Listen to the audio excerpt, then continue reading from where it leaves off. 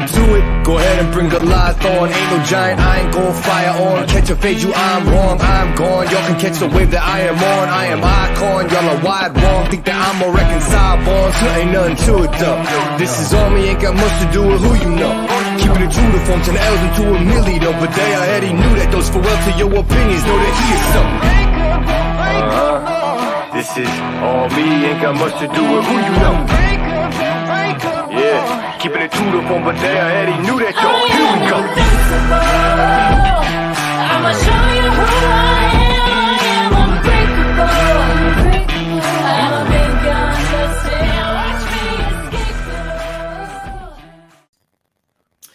Welcome to League Night on the Diplomacy Broadcast Network. I am your host, Brian Pravel, and very excited for our show tonight.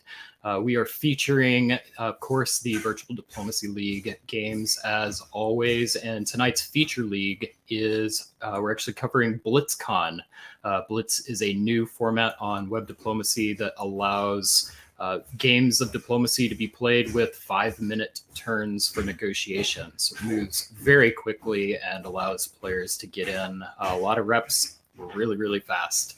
So we're going to see how players adjusted to that new format in our feature. And to help me do that, I am going to introduce a couple of our analysts. First, I would like to welcome to the stream Mr. Longhorn himself, Ed Sullivan. Ed, welcome. All right. Thank you very much, Brian. And we are also introducing to the Diplomacy Broadcast Network for the very first time a new analyst. Welcome, Tommy the Tornado. Tommy, welcome. Thank you. I'm excited to chat with you guys tonight. Tommy, this is the first time some of our viewers may have ever seen you on air for sure. So why don't you introduce yourself? Tell us a little bit about your background. Yeah, definitely. So I've really been playing diplomacy for a couple of years now. Got more involved during the pandemic and playing a lot of the virtual tournaments, and had a lot of lows, a lot of highs. I've tried out a lot of interesting play style. I guess it's like give me the different nicknames. A lot of lows. Yeah. And I just like to. It's always fun watching these broadcasts as well too, because you get a lot of different ways of thinking, different approaches that I may not necessarily have taken, but it's helped you kind of dig into everyone's minds. Oh, that's an awful introduction. I'm gonna introduce him. Okay. Look, first of all, if you go to MIT, you got to lead every bio with I'm an MIT graduate. That's my mom does. Sorry. That's a big mistake, right? I'd have a shirt, at all times. You're messing up. And I agree with a lot of lows and a lot of highs. The highs tend to be in 1902 and 03. Yeah. The lows, not so much. 04 or later. That's what happens when you tell too many lies early on. We are eager to hear Tommy's perspective during our analysis, and we're also eager to hear everyone's perspective in Dip Chat. Dip Chat's one of my favorite parts of the show, so please join in. Feel free to offer your commentary, be part of the broadcast. It's one of the coolest things about doing live streams. We get the opportunity to interact with the people who are viewing, and we've got some really, really good players participating in chat, so always a good place to hang out and have fun. Let's take a look at our top 7 coming into tonight in the Virtual Diplomacy League.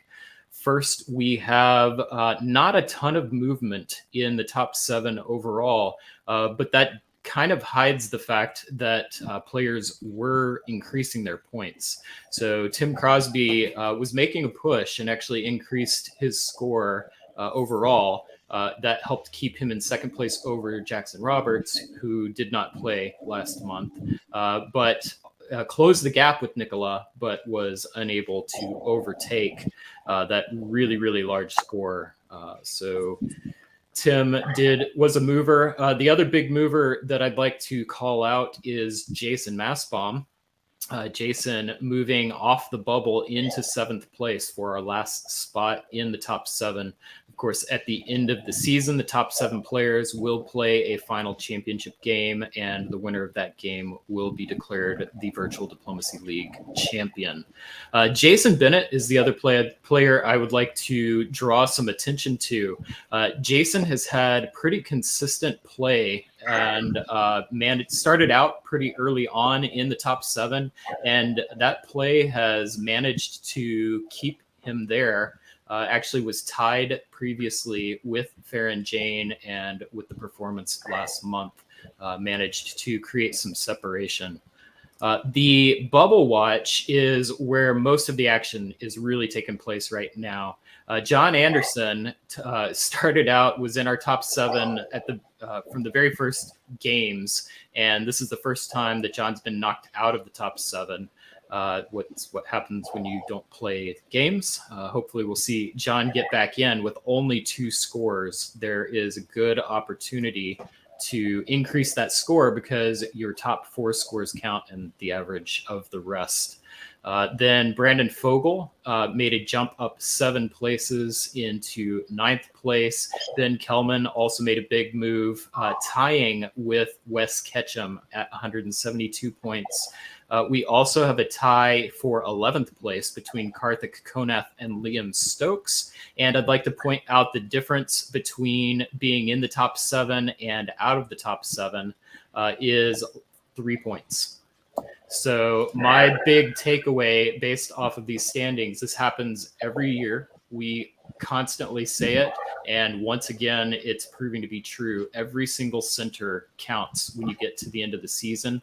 And we're getting to that exciting part of the season where you start to see that competition narrow, and those points become more important. Players tend to have to get a little more cutthroat with their games if they want to improve their scores. They need larger scores. That's an exciting portion of the season as we're moving into the final stretch. Tommy, you've played in several of the games this year. What has been your thoughts on the season so far, and on the players that we've got in our top 7 and on the bubble? Yeah, definitely. I've had the chance to play with quite a few of them. I've played about, I think, 4 or 5 games so far. I think 5 as of last night, or early morning rather. And I've definitely noticed as I noticed this too last season when I played in VDL, you tend to have a lot more aggressive play as you get towards the end of the season, where especially if they're on the bubble or haven't played many, and so all their top 3s are going to really count, or even just getting those extra points in the average if you had like a few eliminations.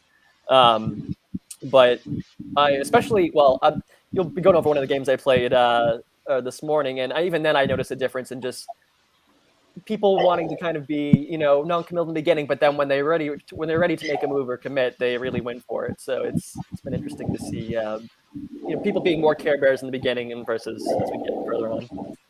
Ed, what's your perspective on the season so far?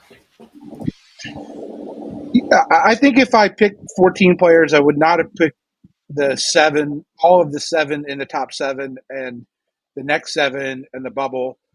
And it goes to show you, I think what we've seen, particularly last month, but there's been more of a gang up on the leader mentality in the VDL, which I think is great. So that's fantastic. And I was just thinking it's a really impressive bubble, except for Brandon. Well, I'm sure Brandon will be doing his best. He's playing today, doing his best to not be on that bubble and move into the top 7. Brandon, of course, being the person who ended the season with the most points last year. We are going to watch that game later. Right now, though, let's take a look at some of our upcoming events.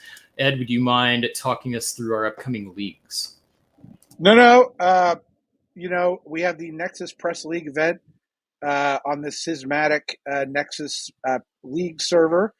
The French, that's new league starting up September 26th, and some excellent players in that league.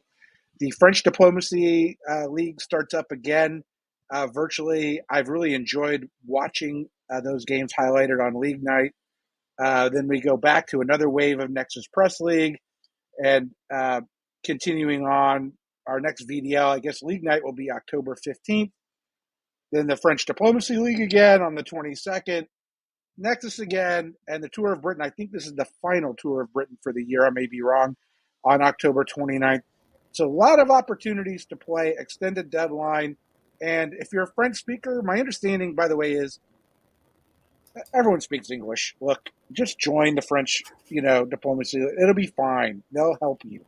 The French players are known as very accommodating. They're not sharks at all. You have opportunities to play in French.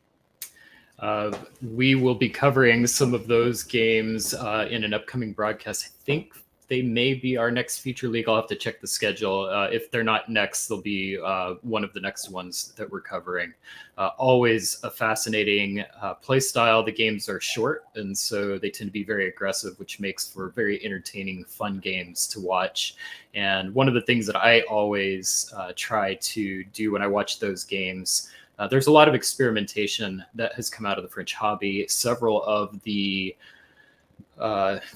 strategies and tactics that are used pretty commonly in virtual and face-to-face and even extended deadline play had their roots from the French hobby. So really looking forward to watching those games again. And yeah, try and join some of those games. We will now look at some of the upcoming tournaments. I have to start with Weaselmoot, which is, I believe, next weekend. Really, really excited about this one. I'm going to be there, and a lot of the people that you have come to know or watch on this broadcast are going to be there. It looks like a really good crowd. Sabia Huja is going to be the tournament director, and we've got a great event lined up. And one of the things I'm excited about, we get to do some in-person sideline coverage, and I'm going to be on camera working the sideline. So we're going to experiment a little bit with our coverage and see if we can get some actual sideline coverage into our broadcast. So that'll be a lot of fun. Liberty Cup is coming up October 7th to 9th, and that's a face-to-face event in Philadelphia. Bill Hackenbrack is helping to put that together, I believe. We've got a French face-to-face event. I will murder the name, but I will do my best. Championnat de Bretagne, and that is a event on October 15th. Also on October 15th, we have the Melbourne Diplomacy Tournament, October 15th to 16th. We've got the World Diplomacy Championship at Carnage, November 3rd to 6th. If you only attend one face-to-face event, this would be the one to go to. Dave Miletsky puts on a fantastic event every year. Great host, great environment. Highly, highly recommend that tournament. In virtual diplomacy, we have the Virtual Diplomacy Championship. I failed to get the dates before this broadcast, so for that I apologize. I do know that's upcoming in December. And in Cascadia, we've got our final face-to-face event of the 2022-23 season, and that's going to be February 4th to 5th. After that is the big event for the Diplomacy Broadcast Network, the Diplomacy Broadcast Network Invitational, DBNI. By the way, December 16th to 18th is what my calendar says. Thank you, 16th to 18th. So appreciate that, Ed. All right, so this is a good time to remind everybody, if you enjoy the work that we are doing on the broadcast, go ahead and like and subscribe to the channel. One of our missions here at the Diplomacy Broadcast Network is to kind of share the game of diplomacy that we love so much with the wider audience. Liking and subscribing helps tell the YouTube algorithm that you enjoy this kind of content, and it will be recommended to other people that have content likes that are similar to you. We've had several players find, some very active players, find the game of diplomacy through this network. And so we always appreciate everybody doing their part to like and subscribe. If you have not already done so, please give the show a like and put something in the comments. All of those things do help us out, and we appreciate it. That's it for our pre-show. Anything? I'm going to give you both a chance for some predictions. We'll come back and look at those at the end of the show. Tommy, what are you looking for tonight? What are you hoping to see? Ideally, I'd like to see some people kind of get pushed out of or from the bubble into the top 7. So that, because I don't know how many VDL games are left in the year, like a couple, or 2 months or so. October, November, December. So 3, yeah. Okay, so that'll be interesting then. So definitely, so people aren't kind of resting on their laurels and getting to see making them play a few more rounds and just keep that back and forth going. Yeah, so we'll definitely, if I forget, please remind me. Let's take a look at the end of the broadcast, kind of compare where we were at the start with where we are at the end, see if anybody made any big moves, because you're running out of chances. And so this is the part of the season you got to kind of turn up the heat. The intensity kind of gets a little bit bigger, and it's fun for us to watch. Ed, any predictions or anything you're going to be watching for?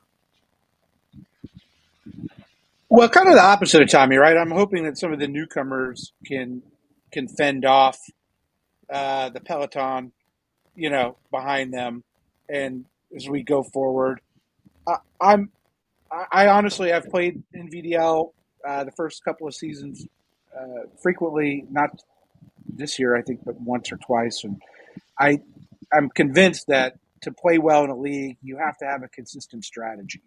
And I think that if you're going to change up your strategy or become unreliable in some way for a short-term game, it's not going to help. So I want to see if people are, continuing to work together or if they're going to start breaking now. And I don't think they're going to break in September. Well, we will find out as we transition over to our coverage. Tommy, we are going to give you a break. So thank you. We'll see you later in the broadcast. And we are going to welcome to the stream David Hood. David, how are you doing tonight? No! Hey, no, go away! Yes, Go just when you away. thought it was safe to get into the water. Not anymore. All right. Well, let's go ahead and transition over to our game coverage. We're going to start with our VDL games now.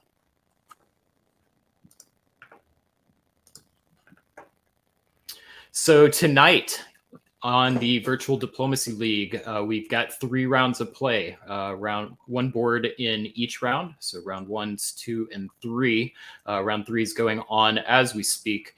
Round 1 and 2 were played earlier. One of the nice things about the Virtual Diplomacy League is it does feature internationally friendly time zones. So that way players from all around the globe have the opportunity to compete with each other. Tonight, we are going to be watching Nicolas Taillet, who is the league leader, defend his first place position, or at least attempt to. Tim Crosby has been probably the biggest story of the season for me. Tim was kind of a mid-range-ish player through the first couple of seasons of VDL play and has really, really improved this season, coming on strong, and is making Nicola work for his first place position. I've been really impressed with what I've seen from Timothy. Jackson Roberts looks like he's playing tonight. Christian Brown was in third place for in first place at one point in the season, has been in top 3 most of the season and is close enough to make a move if he's got a good game. So keep an eye on that gap between Jackson and Christian. Jason Bennett, we talked about earlier. Looks like Farron Jane is playing tonight. Jason Massbaum, John Anderson, Brandon Fogel, and Matthew Tatanchi. We've got these players ranked by their Diplomacy Broadcast Network Invitational rankings. So that's the order you see them in here. Anybody that you are going to be keeping an eye on tonight, David or Ed? Well, Brandon, I think, is playing, right? I think he's playing tonight, Brandon Fogel. Mm-hmm. So I'm sure he has some scores in that 4 boards that he could replace with a better one. So I'm certainly looking for that. And as you mentioned, Christian Brown, I know he's playing today. Can he get back into the top 3 where he thinks he belongs this season. Okay, so I'm watching Jackson because I think Jackson has as much diplomacy ability as anyone. I love playing with the guy because he's capable of any play at any time. It's a lot of fun. Obviously, Nicola is so great and has proven it as well. But I also want to echo what David Hood said about Christian Brown. I think I've been trying to come up with an analogy for Christian Brown, and I'm going to call him Gollum because that guy just wants it really, really bad. And a lot of times that's a big problem. Okay, it wasn't good for Gollum either because he sees a center, he wants a center, or he wants to hang on. And I would love for this guy to be able to build on the success he's had, particularly earlier in this league, going back to what he did, and less of Gollum-like behavior. Because I think if he could put it together, it would be good for him and good for the hobby. And I'm curious to see what happens. Right. Well, it is a battle between the experienced veterans who are on the bottom and the newer top 7. We're going to see if there are any shakeups tonight as we get into our first game. So for our first game, VDL 109, we have to start, of course, with the first ever Diplomacy Broadcast Network Invitational champion, Peter McNamara. Peter's had fewer opportunities to play the game this season, and we haven't really seen his name on air as much, but he is obviously one of the greats to play this game, and really glad to see him back on a board. England, it looks like we've got a newer player in Ian Hampton. We do not have Ian's location or DB&I rank. Is currently in 45th place in the Virtual Diplomacy League. First place, we have Nicolas Taillet. Will be trying to defend that first place ranking. Christopher Ward, we've got in Germany. Italy has Josh Hennessy, another Australian player. From Russia, we've got Rano Vesky, looks like a first-time player. So welcome, Rano. Don't say Russia. Don't say Russia. I'm sorry. Estonia. No. I'm sorry. The power is Russia. And then Turkey is, of course, our very own Tornado Tommy Anderson, who will not be commentating on his own game, so we can all talk about him while he's listening to us behind the scenes. Although it would have been interesting if he had. We probably will have to give him a chance to summarize the game at the end of this. All right, well, let's get to our game. Hey, hold on though. We got. I think there's a couple of things I would look out for if I was watching this game. One, Josh Hennessy, the Aussie, and Peter McNamara. Josh, of course, has, had a brilliant opening to his virtual diplomacy career. How's that going to go? I don't know if Melbourne and Perth are like New York and LA. I don't know if they're rivals. I don't know if they're, but look at that team. And then we can't go without saying that Nicolas Taillet and Christopher Ward, I think, have allied 4 times in the VDL this year. That could be really bad news for Ian Hampton. And now I'm looking at the London subway map, and I don't know what to do in the tube, but fine. Here you go, Brian. All right. Well, you all have a debut of the new Dipcast interface. Some of it should look pretty familiar. Some of it's going to be quite new. Really happy with what Brandon Fogel has put together for this map. I, for one, am loving the user interface that you see. I think it's very, very easy to read. But this is something that we are looking for feedback on. So the first thing I do want to point out is colors have changed from the backstabber default. So we have kind of a purplish blue for England instead of the traditional navy, and we've got a pink for Russia instead of white. The reason for this, a couple reasons, but the main one is this is supposed to be a colorblind accessible palette. So if you are colorblind or you know somebody that is, we'd love to get some feedback on how we're doing with that. It's very important to me personally that we have an accessible map that everybody can read easily. And then if there's things you like or don't like, please put that into chat, put it into comments, and we will take that feedback and discuss potential revisions before we get the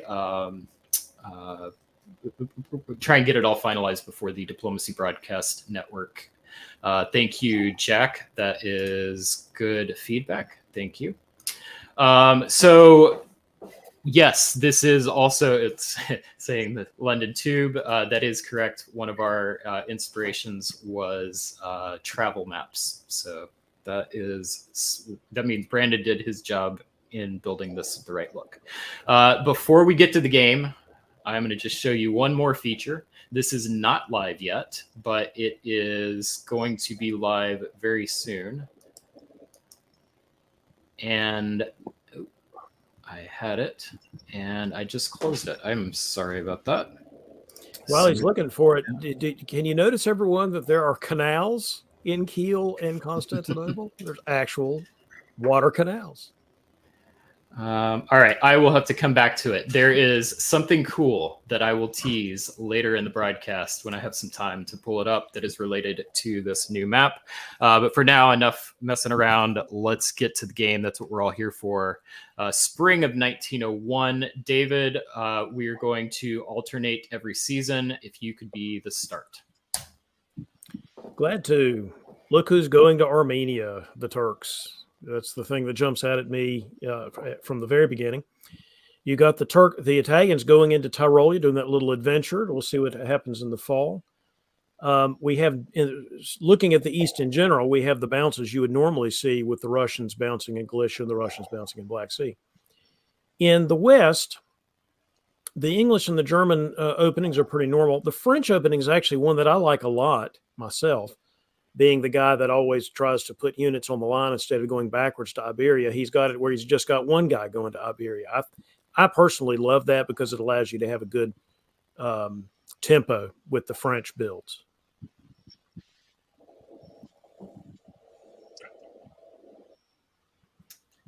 Ed, anything David missed? I'm not sure I understand any of it, so let's just go. All right. It's fine. That's what you do.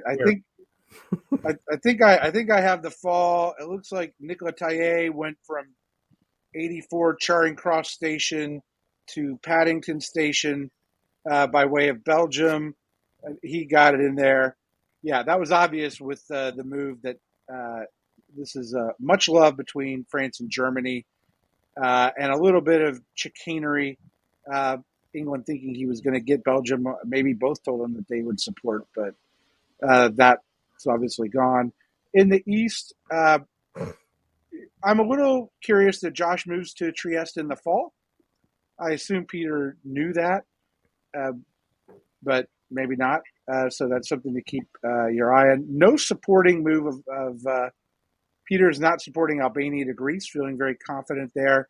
Instead, doing the thing that you don't precisely want to see if you're Turkey, which is Bulgaria getting into Romania. David, why don't you want to see that? Well, because it's sort of a forward unit that you can't really support. You sometimes don't want to see it. If the diplomatic situation is okay, it's not horrible, but it also is usually not great. You're putting it out of position. You're putting it sort of further away from where it needs to be if the Austrians are coming at you. The move that jumps out at me, Ed, is Warsaw to Ukraine. It's not they were expecting. The Russians weren't expecting to leave Ukraine. So letting the Austrians into Galicia for free there might be a real mistake. Winter of 1901. Looks like we've got pretty standard builds overall. Anything jump out to you, Ed? I'll go to you for this one. Fleet Brest, Fleet London. It's not unexpected given what I saw in the fall, but if that does tell me that there was some lying going on to England probably by Nicola and Wardy, and that's what we get. Fleet Rome instead of Army Venice means that Josh was given Trieste, or at least that Peter, at least after the fact, thought, okay, that's fine. So in that situation, the question on my mind is always, is Josh or the Italian going to use that second fleet to help really push in on Turkey? Or are they going to perhaps send a fleet over to get involved with the West a little bit early? There's got to be a reason that Austria would loan Trieste. So curious to see how the relationship there plays out. Maybe, although I don't know if that'd be in Josh's best interest. But I was going to say right now, Tommy needs to get it together with Russia, but it doesn't look like that happened. No. Supporting himself to Black Sea instead. I mean, there wasn't any way to prevent the Italians from going to Eastern Med by moves. I assume Tommy tried diplomatically to prevent that from happening, but it has happened. And it's a bad situation with Ionian going to Eastern Med. Yeah. Otherwise, I don't think there was anything terribly surprising in spring of 2002, really. The fact that Sweden takes Norway is interesting here. Maybe not surprising, but the English being in Skagerrak, they were trying to support Can we go the back to Russians spring, to Denmark. Brian? Mm-hmm. Yeah. Okay. All right. Yeah, this was England going in on Denmark here with the Skagerrak move. The Russians obviously didn't. Why is London supporting North? Is that supporting it? I got a little Y thing here. Yep, that's a support. So that's a support hold. Yeah, no, I mean, they may have London been bamboozled there, Ed. France may have tried to suggest something, and instead, it was like the Austrians getting into Galicia. The French just freely got into English Channel. They're probably not fairly, and certainly not good for England. And in the fall turn, Russia. Does Russia get cheeky and go to Norway there? Sweden to Norway in the fall? Yep. Yeah. Okay. So that's the sort of the headline. North Sea. Wardy gets the North Sea. Not looking good for Ian. And then the East. Well, Josh is already. I think Peter McNamara is whispering in his ear a bit. Convoys to Tunis. That's the only thing I really understand for sure. I like the convoy. Venice looks like it went to Tyrolia, and then Peter's done with Tommy, taking Bulgaria. Josh takes Aegean. Good news for Tommy. Really good news. He took Sevastopol. And the Russians bounced Peter out of Romania. That's the other good news. Yeah, that is good news. Actually. But let me make a comment about the West for a minute. The French fleet in English Channel ordering to North Sea doesn't look very coordinated with his buddy Wardy, does it? Oh, you know what? That's only because I can't read the map yet. Yes, okay. I assumed it was just a support. I'm assuming the red means a failed move. Yep, that is correct. Mid-Atlantic goes to the English Channel. So it looks to me like Nikolai was expecting the Germans to support him to North Sea. Which would be quite an ask. That was going to be my question: is that telling there? Because it does seem that they were not on the same page, unlike the previous turns. Well, or maybe England told him he was going to the North Sea. I mean, maybe London said, "I'll support you." Yeah, maybe so. Yeah. But what certainly if Nikolai had gone to Wardy and say support in the North Sea, Wardy should have said no. Yeah, that's not where France goes in this alliance. So who knows what we don't have access to the negotiations. I guess we'll find out what the French build is here.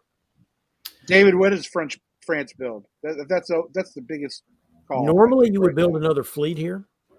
You probably would. I would argue you'd probably build a fleet here almost regardless of what your next move is. But if you really think you've been double-crossed by the Germans, I still think you build a fleet, honestly, because the fleets are more useful almost regardless of what you're going to do with them. Says me. So Peter Legg in Dip Chat says, "Is Peter done with Tommy? Bulgaria was never really Turkey's in the first place." I think that's an excellent question here. Peter's done with Tommy. Yeah. Peter is done with Tommy because he moved to Romania. Now, maybe that was to prevent the Russians from coming in. Maybe that's the theory behind it. But yeah, I don't see. Peter's not set up to do anything else but to attack Tommy. He's just not. A fleet. We do have Fleet Marseille and the disband of the army in Yorkshire. So Ian choosing the fun route. Is that the correct route for the disband? No way. It's not the correct defensive route. It's the correct route if you're trying to plead to be a pirate for the French in Scandinavia. Leave my Liverpool alone, and you can order my fleets around. Would be the argument. But instead, the French convoy to Wales. So,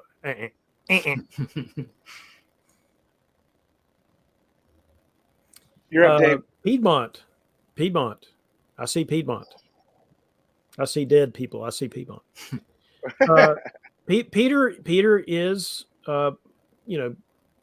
continuing to do something here. But it looks like he's setting up to go after Warsaw, maybe. So maybe he thinks there's just no way, right? Bulgaria is ordered to Khan. Is that right? Bulgaria was ordered to Khan, yes. Yeah, with support of the Aegean. So yeah, he's, Yep. as we both said before, Peter is done with Tommy. We're not done with Tommy, though. We love Tommy. Can't wait to see him bounce back from this with no friends. Just where he needs to be. I mean, look, I think this is an interesting dynamic here. And I'm going to say Peter is in such good shape. Turkey's and Russia are legitimately emasculated at this point. He's got Josh getting focused on Nicola, just where you want your Italian to be. That move to Silesia, I think it's Silesia or, Marlborough Station. But that might be something for Wardy to think about with respect to Munich. There's a lot of little issues going on here. So I'm curious to see. But the convoy to Wales, well done.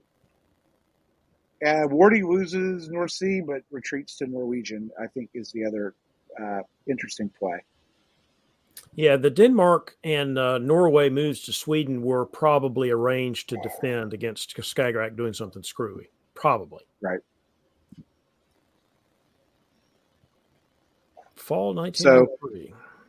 So this is interesting, right? Which is, Wardy had a choice here, whether he tries to raid Edinburgh or not. He assumed probably that North Sea might cover and there'd be a bounce. Instead, England, I kind of like this instinct. England just going pure offense, even though the homeland's getting demolished.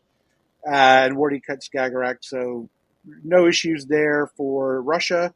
Wardy does not pick up Norway, but he does pick up Belgium, which is awesome. Presumably arranged because Wales had a walk into Liverpool. And so that is a switch. I think that alliance is going.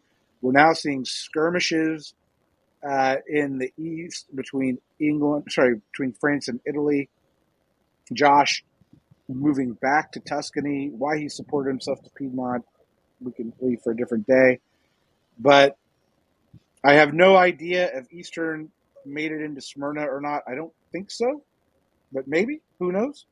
I don't think so. Armenia supported it. Armenia supported Smyrna. Okay, all right, no problem.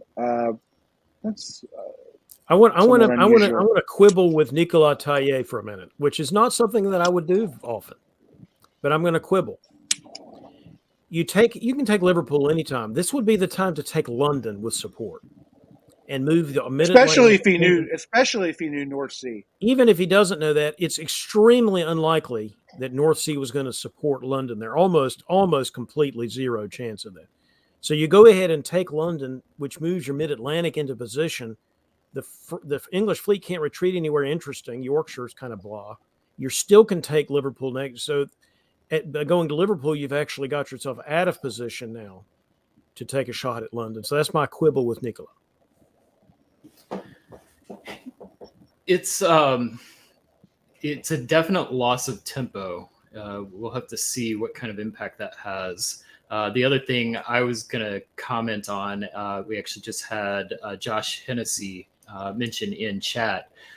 He's trying to figure out something diplomatically with Nicola. So that's the move from Piedmont back to Tuscany. That's interesting to me. I do read it as trying to work something out with France, but what does that mean for the East? Like, where is Italy growing if not with France? Well, this is really bad. I mean, Into McNamara Turkey? takes Romania. No, I don't think so. I mean, I think that's the pitch, right? That's the pitch. Oh well, Turkey has to disband too. We'll help you, Josh, and you'll and maybe he does get to build another fleet. But Peter's looking great on this board. And he has just moved away from the Russians pretty substantially. I mean, moving from Galicia is what you do if you're trying to make peace with the Russians.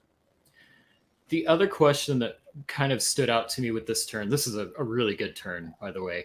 Thank you, players, for providing a good, fun board state for us to analyze. Is Christopher Ward's decision to, apparently, to me at least, work with Russia.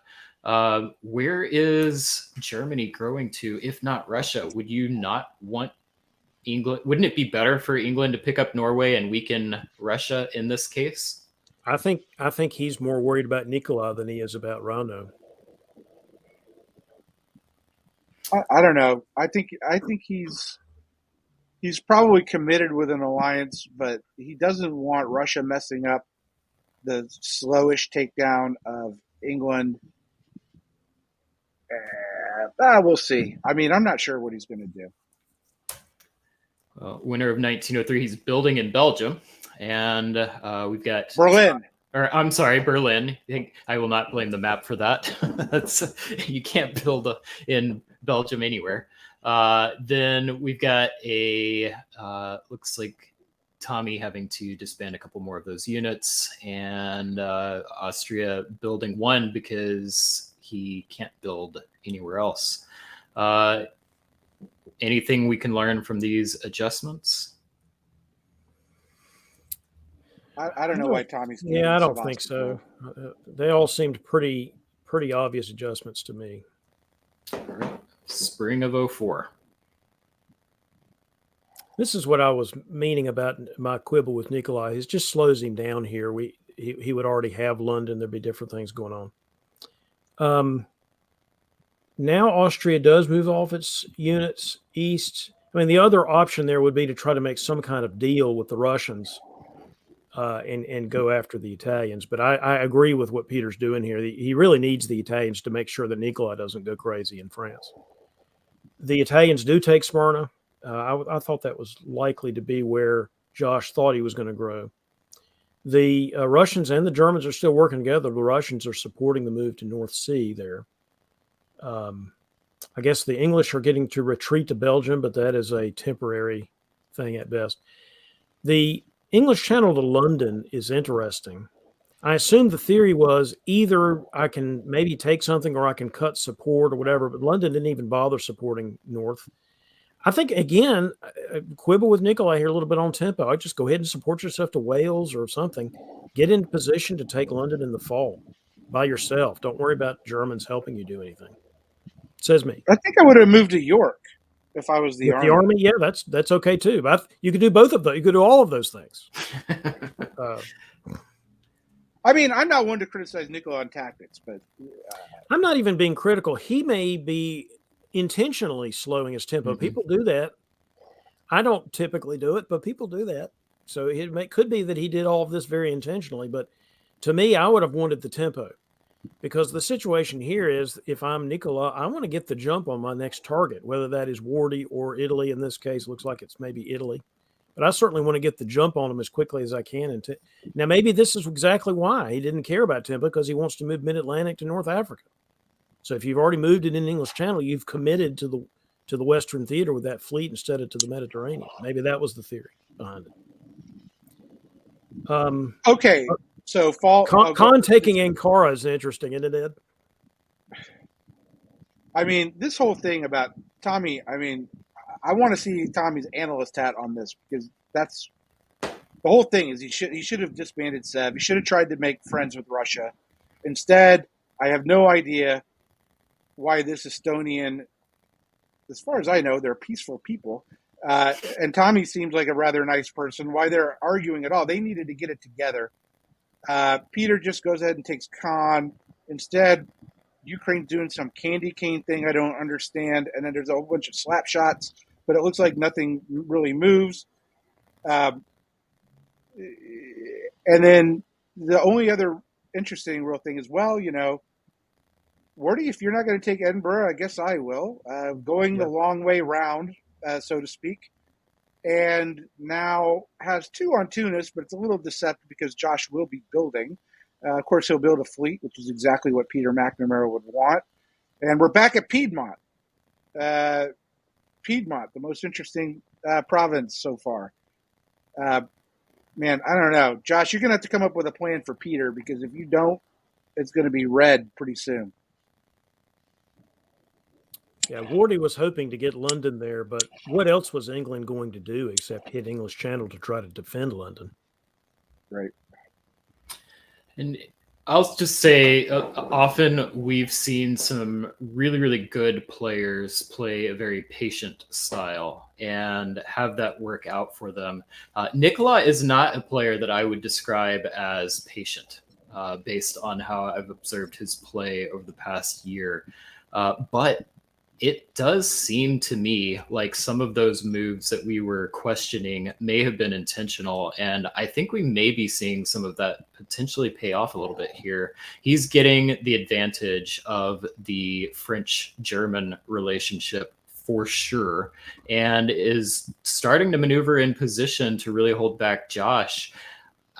If he's cutting a deal with Peter, that's who I'd be talking to right now. And they could dismantle Italy very quickly between the two of them, and both have a very, very big board score at the end of this game if they're willing to take the risk of race. It's possible, right? But like the way I'm looking at this is if I'm in the room at the time, and Jack the Ripper here, who I think is Josh, can verify if I'm right or wrong about this, is I suspect right now it's everybody against AI. At this point, it has to be. And I think that's the pitch everyone's sort of making. And you notice Nikola has to make a move there, but does he really want to do that? I don't know. And I don't know if this is a feint or not, but it's just enough to keep Josh pinned down, but not enough to be fully committed. It is true that I was biased against what Nikola is doing here. I'll tell you why. I think particularly in this situation, France's real concern is making sure they control the North Sea basin.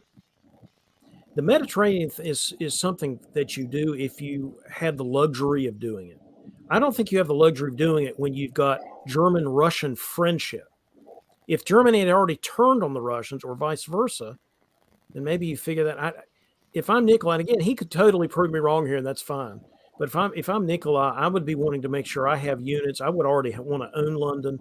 I want to make sure that I've got control as much as I can of that basin, which I think is critical. We'll see.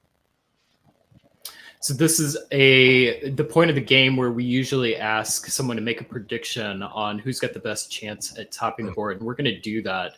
But I just want to call out that for me, this is a fascinating point in the game. I can see this breaking several different directions. Ed, I'm going to go to you first. Do you have predictions on who's got the best odds to top this board? And do you think we're going to continue with the structures that we're seeing in this, or are we going to see some changes? I'm sure we'll see changes, but it's really hard. I mean, if you're telling me Peter McNamara is at 8 centers in 1904, I don't care what power he is, and I don't care if another power has 11. I'd probably pick Peter. I mean, Peter has good position right now. Turkey's dead. Has options east or north. So we'll see. I mean, we got some stalemate line issues now that may have to play out a bit. But in terms of who wants to win the most, that's probably Nikola. But it's between those two in my mind. Here's my counter argument about Peter's position, and I love Peter McNamara. He is a great player. He's got a decent position here. The problem is, where do you go?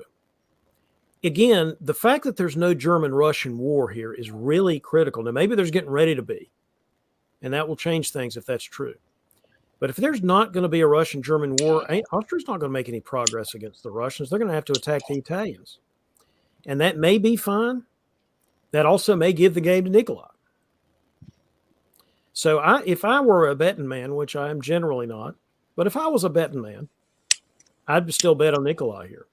And maybe Wardy, if Wardy can get the jump on Nikolai with Russian help. That was going to be my dark horse pick. I don't think it's going to happen. But I think it could, and that's exciting. I could see Christopher Ward going ahead and saying, hey, if I've got a good thing with Russia, I don't want to attack Russia because that gives the advantage to Peter. I'm going to take I'm going to move on Nicola at this point. And if Germany and Italy work well together, that could be fruitful. Yeah, I'd be very tempted to do it if I were Ward, to be honest. It's really his only path. Yes, he could attack the Russians now. Maybe that would be his path, but it would be awfully cool if he decided to go the other way. We'll see. I doubt it also, but we'll see. Well, I want to see France's fleet build before I make that decision if I'm Morty. I want to see a fleet in Marseille. That's a good point. Although I think that's likely to happen. Yeah, that was very likely to be the build. You don't go to Western North Africa and not build the fleet in Marseille, I don't think.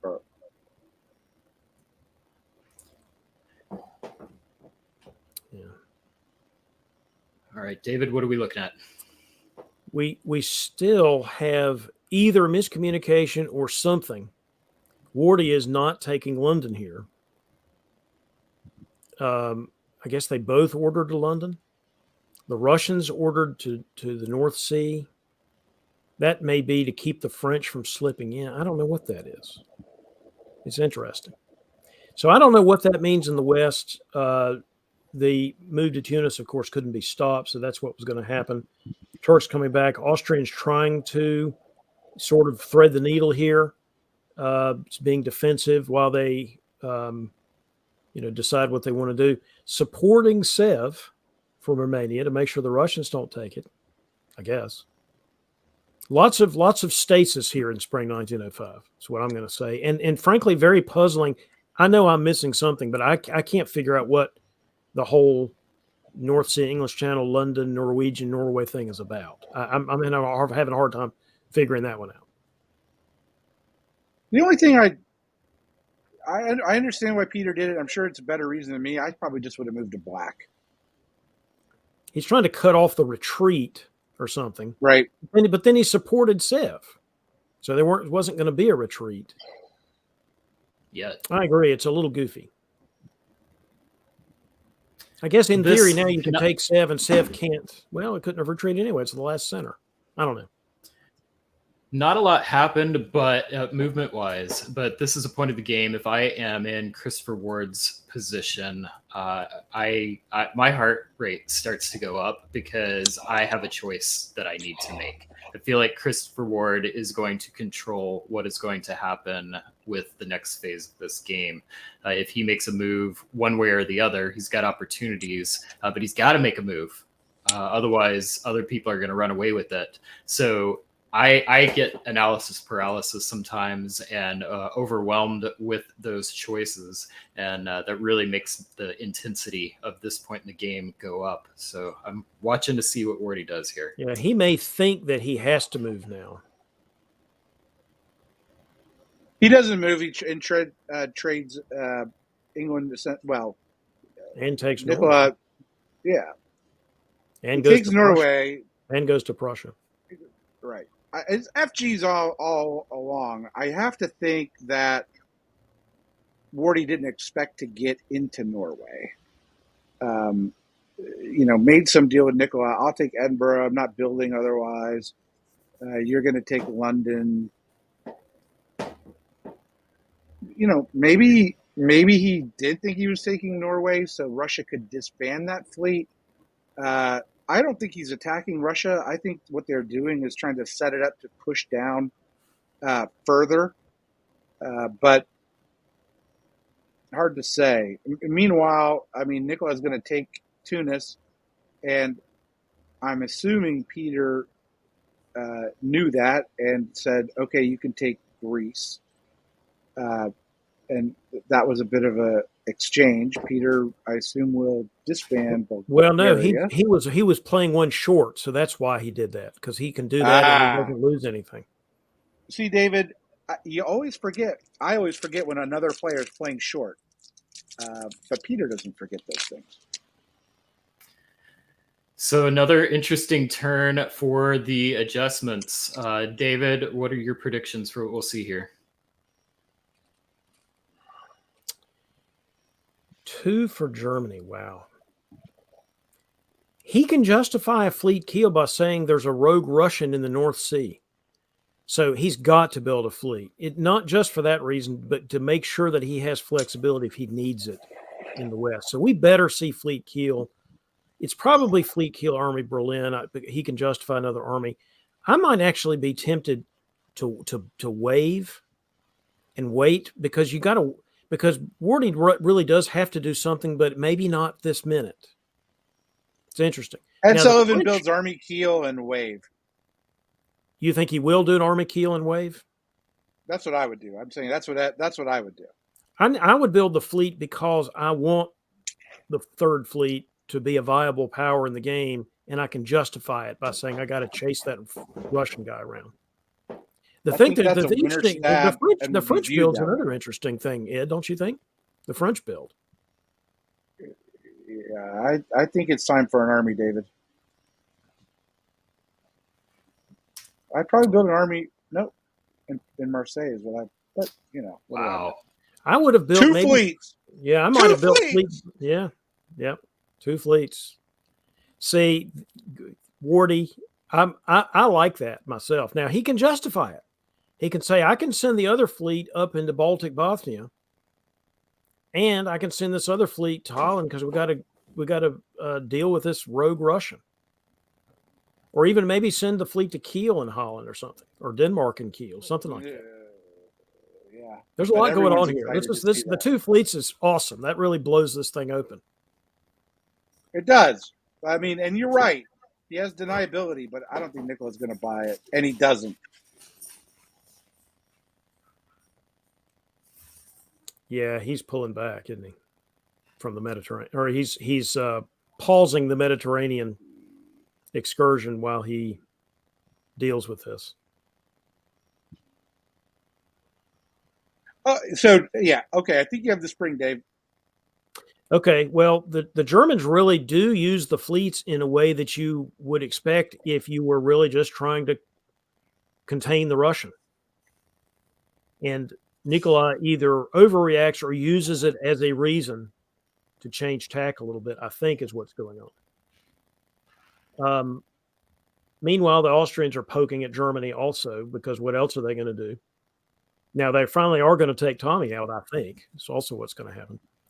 The Russians going to Denmark is an interesting move. You know what I mean? You have committed yourself in the spring. You no longer have any flexibility about what to do. Although maybe he's trying to work something out with Wardy here. Yeah, I mean, Josh in the chat is saying this is a stab. I actually had convinced myself that this was not a stab. And I thought that, he was like, hey, you took Edinburgh. We didn't know. I'm going to go ahead and take Belgium. We'll see. But, Wardy's got some defensive problems now. I'm not sure what he's going to do here. I really wish Wardy earlier had tried to move on France and keep his Russian friend. I think that would have been a better choice. But, of course, hindsight's always 20/20. Yeah. I'm back to wondering how Nick – I'm sorry, Ed. Go ahead. Oh, okay, so one is I think Wardy sort of misplays it tactically a bit, loses Norway, picks up Sweden, gets Denmark back, fleet retreats to Skagerrak. So, by my math, Wardy is even up on the north when I think he could have been +1 with a few more optimal moves. Nicola, though, doesn't go to Edinburgh. So good sign for Wardy there. But goes into Burgundy. You can argue it's offensive. You could also argue it's to support Munich, given what Peter's doing. They're playing around I think this might be mostly arranged between F and I down in the Mediterranean. I don't think the moves are particularly difficult down there.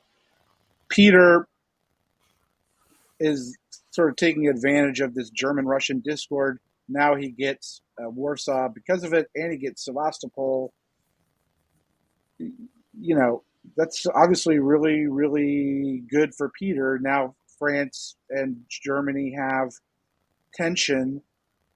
Your best friend is committed in the other direction of you, and the enemy you're attacking is fleeing.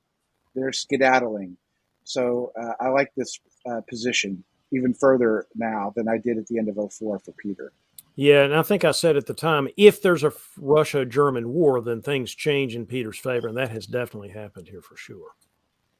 Yeah, this is a fantastic example of a game that demonstrates the balance of power and I guess the butterfly effect aspect of diplomacy.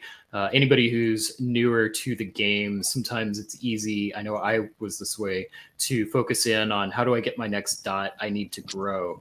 But I think the more experienced players realize that there's a giant sucking sound in diplomacy that when power is removed from one area, it gets filled by something else. And I do think it was somewhat predictable that Peter McNamara would get the upper hand by Wardy's decision to attack Russia. That's not to say that it couldn't have worked. But I personally feel like the move on France would have been a little less risky. But who knows? Maybe that would have benefited Josh more than Wardy in that case. Well, it would have been Wardy may risky catch too. But either one, Wardy going either direction would have been a difficult move. But sometimes you got to make difficult moves when you're Germany in that situation. If I'm Wardy, Wardy's going to disband here. He's probably going to try and make good with France a little bit. This move hasn't been working out. Helgoland's got to go, I would think. Russian disbands might give Wardy a break, but I suspect Russia's going to disband in Livonia and St. Petersburg if what I've been seeing so far will hold up. But, Nicola's still at 9. And, he doesn't have a growth path through Italy. He does not. And he's maxed out his numbers unless he attacks Germany. Is it time for the 4 allies to become a race for 2? France attacks Germany and Austria attacks Italy? I don't think Peter needs to yet. He's also not in a spectacular position. You know what I mean? Bulgaria, Connie can't even cover them. I don't know. It would depend on how you do it, of course. Maybe in the fall, right? But maybe in the fall. Peter's got Moscow. Now we get to move to black, which is, is there. I'm stepping over Mr. Hood's large toes. You go ahead. You can go ahead. I mean, I don't know if we're doing. I don't know what we're doing. Doesn't matter. We're just having a free for all. Talking about diplomacy and a really fun game. We're talking dip. It's spring 1907. We've got Austria and France tied at 9, and I honestly don't know who has the upper hand here. What did Wardy disband? I still think it's Nikolai. I still think Nikolai has the upper hand, but okay, so he disbands Sweden and then moves towards Sweden. All right. Yep. That's what I was just confused there. Look, Peter's setting it all up. Nicholas, I just don't know what's going on. I think he's going to have to be patient. I think he is patient. They're just going to take Russia out right now. They're going to take Norway. They can't. I don't think, if I'm looking at this red arrow correctly. I don't think FG is going to get was anything this messed year. up. This was all messed up. Which makes me think this is still intentional. Nikolai's slow playing it on purpose. You support yourself to North. Helgoland supports the French to the North Sea. The Germans support the Sweden in a different direction. That's very inefficient use of units. So that's almost got to be intentional on Nikolai's part. He's trying to slow play it somehow. I think Peter moves to Bulgarian Khan, cuts off the stab of Italy, sets himself up for a giant stab of Italy. They bounce him, Khan. Yeah. You never like to bounce in your own territory, but I understand it. Meanwhile, as best I can tell, the only thing that happened was Tommy lives in St. Petersburg. And the Germans had their fleet very far east. So he probably had to do that. I think that's right. Oh, I would have set that up if I had seen it coming. Good gracious. Nikolai, what are you doing? I understand he's only going to grow by. He's going to grow by hitting the Germans. He doesn't want to do it. Look, these guys have allied a lot. And there was some tension here, but it's a league play. I know David understands league play better than I do. I don't think DBN understands league play. This is a league. Nicola's second in the league. He's second place. It cost him nothing to do this. Wardy didn't get crushed. He maintains. Wardy continues to be his good buddy, junior partner. No, I think you understand league play way more than I do. I wouldn't give a flip about the league play. I'm going to get the best result of the game I'm playing because that's the game in front of me. But that's just because I'm irrational like that. Yeah, I agree with that. And so we get Josh saying the same thing. He's in first place. Is the gain there would be no gain from a position standpoint now. We'll see at the end of the season if that makes a difference. But what the gain would be? You would do better in this game. Yeah. I'd be leaving saying, man, I had a good game. I won this game. Congratulations to Peter McNamara.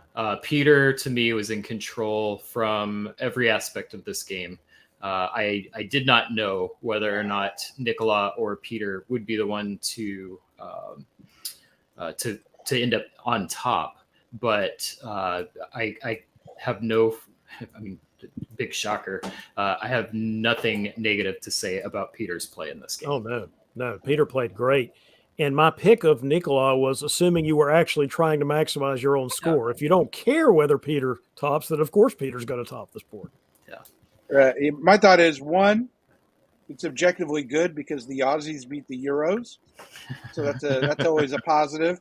Wow. Two, Josh, that ain't the Peter McNamara you always see. But good play. And I think you were third in that game, if I'm not mistaken, on 7 centers.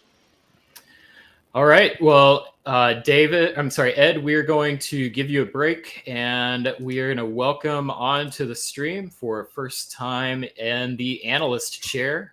Tommy, welcome back. Thank you. It was interesting to get your perspective on the game. I was kind of following along. So you were playing in that game. What, any insight that you could offer? Any juicy tidbits? Yeah, the beginning was interesting. I definitely agreed with the analysis you guys had. I shouldn't have been the mover to Romania initially like that. I kind of cut myself off. And then when he moved the fleet from Greece into there and the Italians were all moving against me, I had spoken with the two of them quite often in the beginning where I thought potentially that Italy was going to move towards the west because we were kind of getting the vibe that Nicola and Wardy weren't necessarily on the same page, even though they have allied a lot together. And I kind of got the feeling that if Italy moved towards me, Peter was just going to go for the AI instead. And sure enough, he wanted to keep me alive, which was very nice. And I was basically just kind of at his disposal towards the end there. And he was very nice to keep me alive. Well, he still came out on top either way. So Yeah. hey, make a friend and win. That's Exactly. good combo. All right, well, let's go ahead and transition to our next game, VDL 110, and take a look at our players. So in Austria, we've got Alexander Marcondes, England, Debian's own Brandon Fogel. France, we've got Rauno Vesky. Germany, Christian Brown. Italy, Craig Mayer. Russia, Josh Hennessy. Turkey, Brandon Dix. Tommy, I'm going to go to you first. Who do you have your eye on in this game?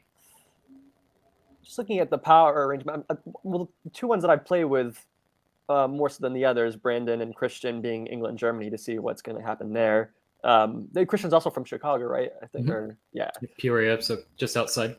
Okay, got you. And I just played with, is it Rano? Yeah, he was playing Russia in that last game, so I'm curious to see how he plays with them in the West, because I noticed when I moved to Armenia that initially, right off the bat, he just didn't really want to talk to me for the rest of the game. So I'm curious to see if we see that EG kind of form, whether or not France will be just going, or let's see what their diplomatic relations are like, the three of them. David. Well, my eyes are also on Rano Vesky, just because it's awesome that we got a new player here, or a newer player here tonight, playing in the VDL. That's always awesome to see, regardless of when in the season it starts. My eye, though, is on Craig Mayer, who is really a very, very good, one of the best players I've played with, in the last several years. And you just wonder when he's going to break out and get closer to the top where I think he probably belongs. And so I wonder if this would be a game where he can start, getting some points under his belt. All right, so we'll keep an eye on those storylines. And David, we're going to alternate years. I'm going to go ahead and have you start out. We'll alternate seasons. So you'll have the spring and Tommy will have the fall. Sure. And then we'll just, David, you'll provide the play-by-play, Tommy will do color, and then in the fall, you'll flip-flop. Cool. Sure. All right, so spring of 1901, orders are in the box. Here we go. Okay, openings, supporting to Burgundy is the thing I see there. Any other? We've got the bounce in Galicia, the bounce in Black Sea. Otherwise, these openings are just about as vanilla as you could order. Yeah, that was basically my first impression as well too. Nothing, your standard bounces, not too aggressive Picardy Burgundy, but support's always nice in France. Channel 3, standard German. Tiroli is always fun in Italy, but otherwise pretty standard. Oh, and Turkey. I know we've said this a lot this season, but I love that we're not even blinking at the Turkish orders. That has become a very, very common set of orders. A few years back, that would have been almost unheard of. In fact, I remember we were talking about this in the after one of our Chicago Windy City Weasels bar games, and this opening is something that Brandon and I were talking about, and there was a lot of conversation about whether that's a good idea or not. And like every opening, there's a time and a place for everything. They're all useful. Well, most are useful in some situations, but this is my personal favorite opening, and I think it's cool that, hey, this is vanilla. Yeah. Fall of 1901. Let's see here.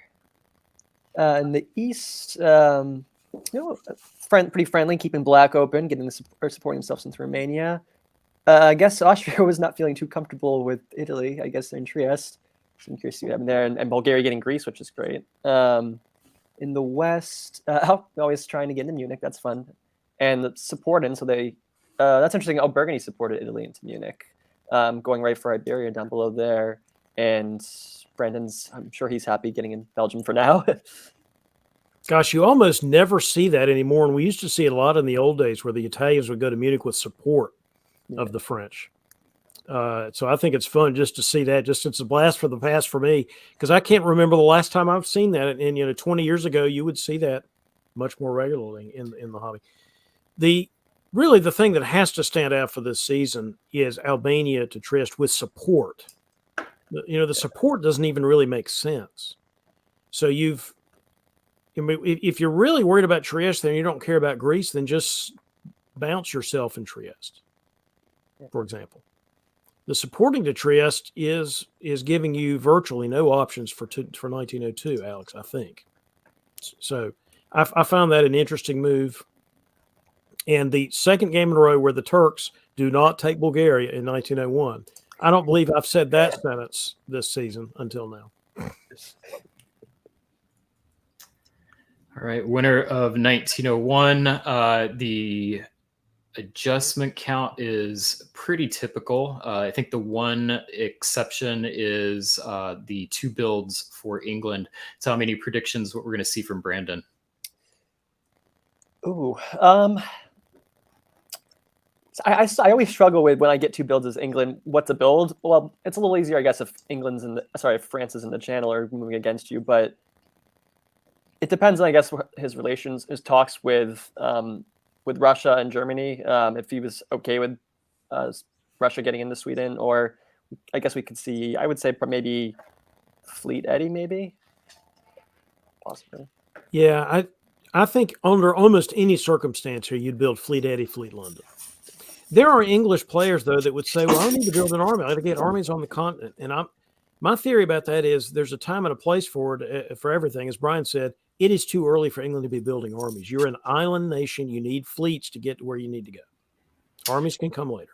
I always, I tend to agree with David. When I do better. My natural instinct would be to do the split, probably Fleet London, Army Eddie, or something like that. And we've got the 2 fleets, though.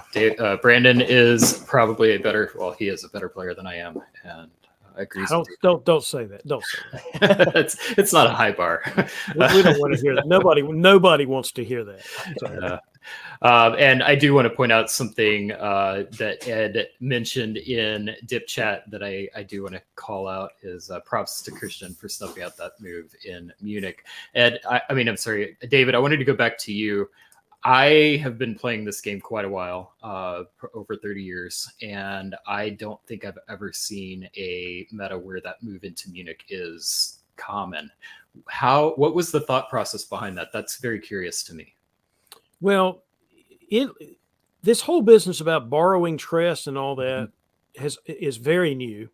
So it used to be the only Italian way to do, if they weren't going to attack Austria early on, the only way they could get that second fleet build, which is what they often wanted to do, was to go to Munich. And the theory behind that, France supporting them in, is that you're destabilized. If France really wants to attack Germany anyway, you're using the Italians to destabilize the Germans, but the Italians really can't hold the position. Now, occasionally you would see the Italians would actually do what he's doing here, which is build armies and go north and try to hold the position in Germany. But as we all know, that is probably a fool's errand, because what's happening to you in the Mediterranean while that's going on? The thing that jumps out at me here is nothing that we've talked about so far. It is Army Brest. I have 3 letters, and they go UGH, and you pronounce it ugh. I understand what's happening here. There's a Franco-German war. I'm not saying I don't understand. But goodness gracious, that is very restrictive. So why don't you like it? Because you now have 4 armies and a fleet. It just makes you, it completely constrains your options. Yes, you have a war right now with the Germans and maybe with the English, and maybe this is intended to help defend Picardy or something. You got to build the fleet. You just got to do it. You build it in Marseille if you're not worried about building it in Brest, or you don't build it at all. You build an army and see what happens or something. I just think 4 armies in a fleet. Now, I was proven wrong about this in a game last year where somebody did this and they did just fine. So it's not impossible to succeed here, but it surely constrains your options, doesn't it, to have 1 fleet and 4 armies as France? And I would have thought also a fleet, just in general, because of the Italians wanting to move like that, because that looked really strange with the fleet being back to Trieste. So I thought maybe they'd feel more comfortable if they're on good page with England, which it looks like in this case, building that other fleet. I mean, it's obviously a very pro-English move to build the army Brest, and Brandon may have even. I doubt Brandon tried to get him to do it, but he probably was happy to see it. But again, very restricting. Now, if you've got a strong alliance with the English, which is exactly what he apparently has, then bully for him, and maybe this will be okay.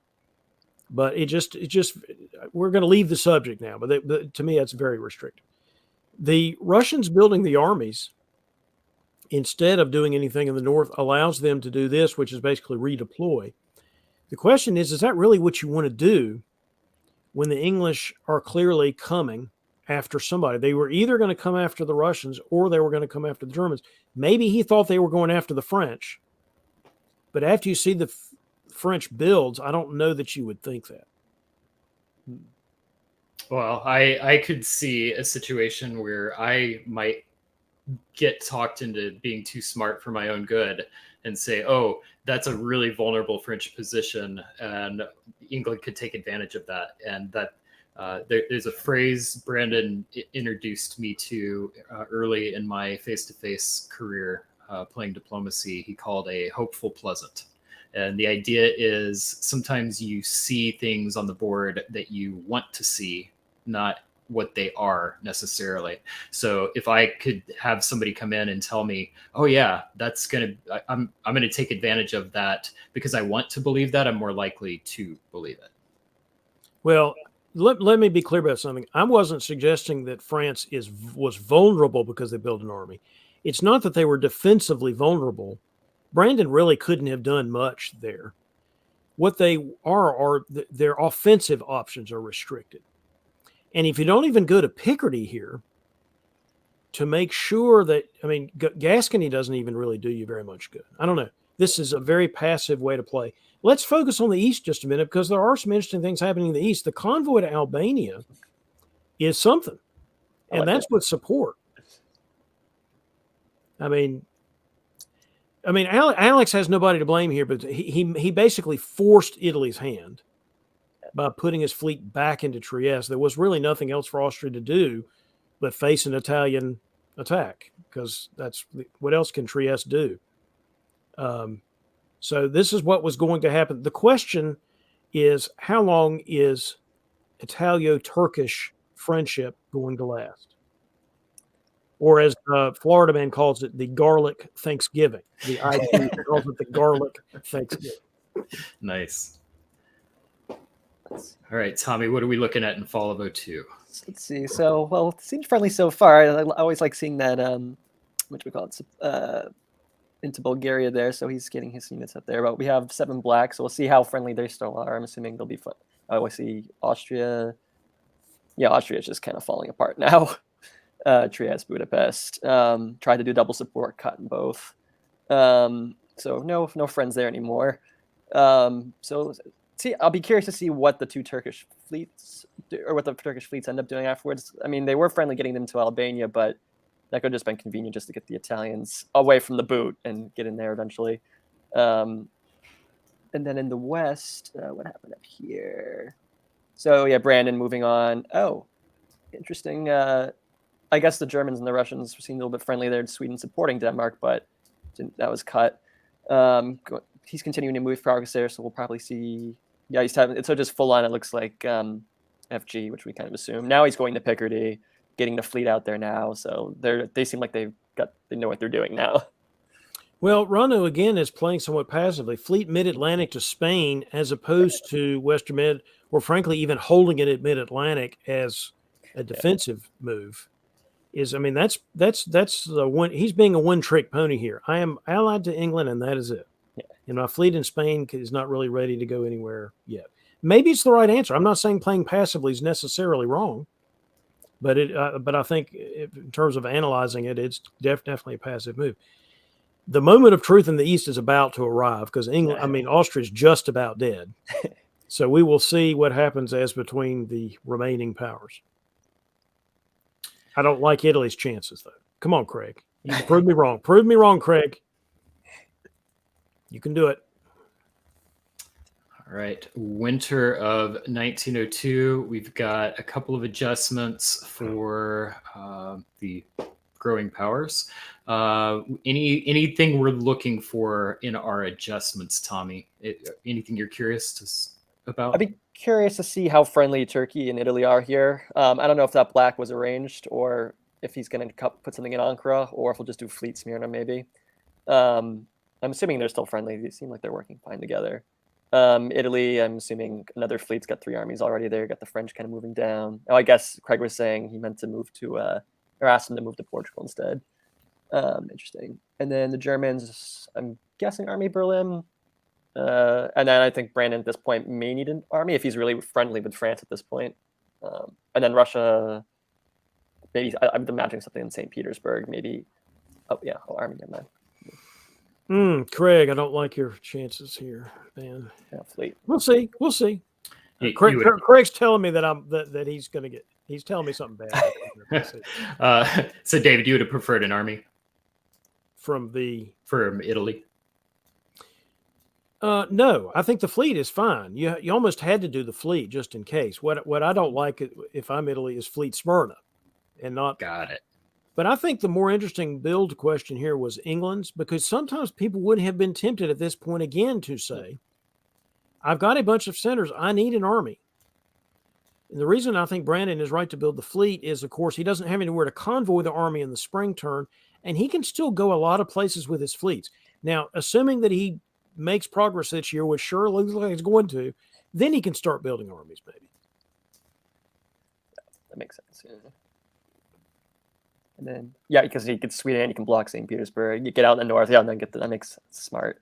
Oh, and he's even in Holland too. Oh wow. Oh, exchanging out for Belgium. I assume he's giving Belgium to the French. Yeah. Yeah, that makes sense. What else do you have in the east here? Okay. That French army in the Ruhr being killed was somewhat foreseeable. I don't know if there was anything they could have done about it that made sense, but it was certainly foreseeable. Yeah. Interesting to see. I'm curious. I'm not sure if, like, in the east here with Russians moving in Bulgaria, if that's a stab or not, or maybe he thought Khan was going to move out. And he maybe walk into Ankara. No, I think that's a stab. Okay. I could be wrong, but I think that's a stab. That it looks like a little RI action going on here. Yeah. Yeah, I think it's a wintergreen. This is the right way to play it. The only thing that I am questioning, and Ed kind of mentioned this in chat a little bit, I would have, if I were Italy, wanted to kind of be a little more demanding and take Vienna here. I think that Italy needs that build more than Russia in this particular situation. But on the flip side, you've got a pretty dominant England. So I could see an argument on that side. But I wouldn't like this as Italy. Well, he also doesn't like Western Med and Piedmont, which is possibly even more distressing than whether he was going to get Vienna here or not. Right. And I guess that's what I was trying to say is the Western Med and Piedmont to me was predictable. And so I would have been saying, hey, I need this. Oh, I see what you're saying. Yeah, that's totally true. Yes. Yeah. All right. Fall of 1903.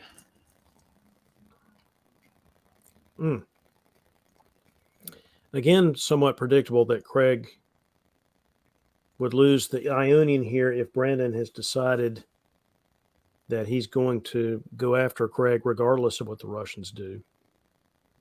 But wow, Josh is having a good turn. Now, the Italians do take Serbia. That's not irrelevant. Did they try to go to, or they did go to Piedmont? Because the French went to Tuscany. Supported themselves in. Christian Brown is going full-on Janissary here, I think. Let me live in Russia. Let me have a government in exile in Eastern Europe. Now, if that was going to happen, this is the point where Brandon's now going to say, "Oh gosh, I wish one of these fleets was an army." unless he is, I mean, those fleets are getting ready to be less than useful, but they're still useful right now. Yeah, but he's going to be ready to build some armies here soon. So this is the setup for me. I'm sorry, Tommy. I just interrupted. Go ahead. Oh no, you can, sir.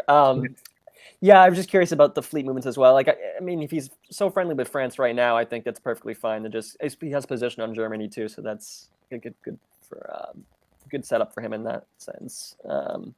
Yeah, Germany completely moving away. I'm not sure if that was arranged, the convoy Bulgaria to Ankara, but I'm guessing he just did that in case he was supported himself in the Bulgaria or there was shenanigans there. And yeah, and the Turks just keep moving in, and the Italians, Serbia should be interesting build wise, but Tuscany's kind of annoying, I guess. It's very annoying, but again, predictable, really. Yeah. All right, winter of 1903. We say farewell to Alexander in Austria. Thank you for playing with us. This reminds me of a lot of the games when I first started playing back in, like, taking the hobby seriously back around 2000, and Austria would just get ganged up on over and over again. It's a rough spot if the East decides that they all are going to work together and make that happen. We don't see it as much anymore because it's not always good for Italy. And so that's why the meta has shifted a little bit. And I think Turkey tends to be the one getting ganged up on a little bit more. But we got 2 adjustments in France. David, what are you expecting to see here? What am I expecting to see, or what would I like to see? Let's do one of each. Okay, because what I would like to see is 2 fleets. What I'm expecting to see is an army in Marseille and a fleet in Brest, or maybe even a fleet in Marseille and an army in Paris or something. That's what I'm expecting to see. What I would like to see is 2 fleets, because guess what? I want him to have some flexibility. But we'll see. Oh, there it is. Got army and fleet. Makes sense, yeah. I would have liked 2 fleets as well, just in case. I mean, I understand that Brandon wouldn't have liked that, and that's why I was not expecting to see it. Right. But you could justify it. I got to go to the Mid-Atlantic and then go to North Africa. I got to go to Lyon. Yeah. The army is okay. I mean, the army is defensive. I mean, I guess you could say that. Yeah. Ooh, a lot of things going on here. Christian is really doubling down on the go east, young man. Oh boy. Injunction. Oh, and then we are an army in Holland now too. Oh boy. Well, that makes sense. That's a good place. Unless you were going to put it in Norway, Holland would be the other place you'd put it there. Yeah. That's just a great position for Brandon. I like it. Just letting him walk in. Wow. To be honest, putting it in Holland is a little cagier than putting in Norway. You know where that's going. Right. Holland, it gives him more options, and Brandon knows about options. Yeah. Are you expecting the convoy from Kiel into Livonia? That is exactly what I'm expecting. Although, well, I don't know if expecting is the right word. That is what I would do here. I don't know diplomatically if Brandon is really going to take Christian up on this Janissary offer or not. Yeah. Because France is going to want to take Munich. So I don't know. Yeah, a lot of it depends on what Brandon wants to do next, of course. Sure. I think he will. We'll see. I think he will take. That's probably up. right. That is probably right. Also, want to point out we've got a yellow unit in Tunis. That's fun. I missed how that happened. It looks like we had some support from France. And Russia's just still keep on coming down. So, all right, Tommy, this is 1904. This is you. Okay, let's see here. So we have. So I'm just looking east here. We have Italy going tit for tat back into Greece, and it looks like the Russians are supporting it as well. Just trying to really take out Turkey a little bit quicker. Interesting convoy bounce smear. I guess I must assume. Oh yeah, they weren't going to hold Greece with the Italians there, but picks up Tunis. What's going on in the center here? I like Josh giving Vienna. I think he's giving Vienna to the Italians. I like that. Oh, I see. Pulling itself back out, yeah, and stopping the Germans from getting in there further. French moving in. Yep, French are getting Munich, and yep, convoy killed Livonia, taking out St. Petersburg. So just making some great progress there. Oh, and keeping Holland as well. I'm beginning to think that Brandon Fogel has some, at least elementary grasp of the game. Yeah. A little bit. So winter 1904, it's time for us to make predictions. I think, can we all agree, Brandon, this is Brandon's game to lose? It certainly seems that way diplomatically. Put aside what the position on the board is for a minute. It certainly seems that way diplomatically. Is there? I mean, one could argue that he's fleet heavy here. This is why my detractors, when I was talking earlier about building fleets, would have quibbled with that and said, now what does he do with all these fleets? Yeah. Tommy, what are your thoughts on that? Yeah, I'm curious. I mean, he has those other 2 German dots, which is, I mean, if he starts moving some fleets back, makes a pitch for moving back to Denmark, but in the Baltic, maybe. I don't know how he can sell that. It depends on how much, I guess, France is willing to just keep pushing in the Med if Brandon starts shifting back. He has a build here, too, so if he builds an army, that could spook France as well. Or I guess he may decide to waive it while he tries to rearrange fleets. I'm not quite sure what he would do here. But I definitely like his position for sure, because the Russians are kind of getting... Well, the Russians were friendly with the Italians getting into Greece, so those... There's not how much more, I guess, he can gain up north there, trying to get back St. Petersburg. So I'd say, yeah, probably Brandon's to lose. I think it's Brandon on top here, regardless of which way he goes. I think he's got a decent chance of topping the board if he takes the Germans out. He's got a decent chance of topping the board if he takes the Germans out and then attacks the French. He's got a decent chance of topping the board if he doesn't do any of that and just sort of holds on and gets a center here and there in his into Russia and so forth. I think almost under any scenario, he's got the leg up here. So let's take predictions on second in that case. Who's got the advantage to come in second? It might be France, because Brandon is likely to take first without having to stab his French ally. And I think France might end up in the second position. We'll see, though. Yeah. Especially if he doesn't, if he stabs him, then also Russia can make more gains. Or if it doesn't stab him, Russia could have French help into Italy as well, too. So that can maybe shift between one of those two. True. So I struggle with England. That is the only power that I have never soloed with ever in all of my games of diplomacy. And a lot of times it's because I find myself in situations like this one. This is a very solid position for England. It's very defensible. It's going to be very...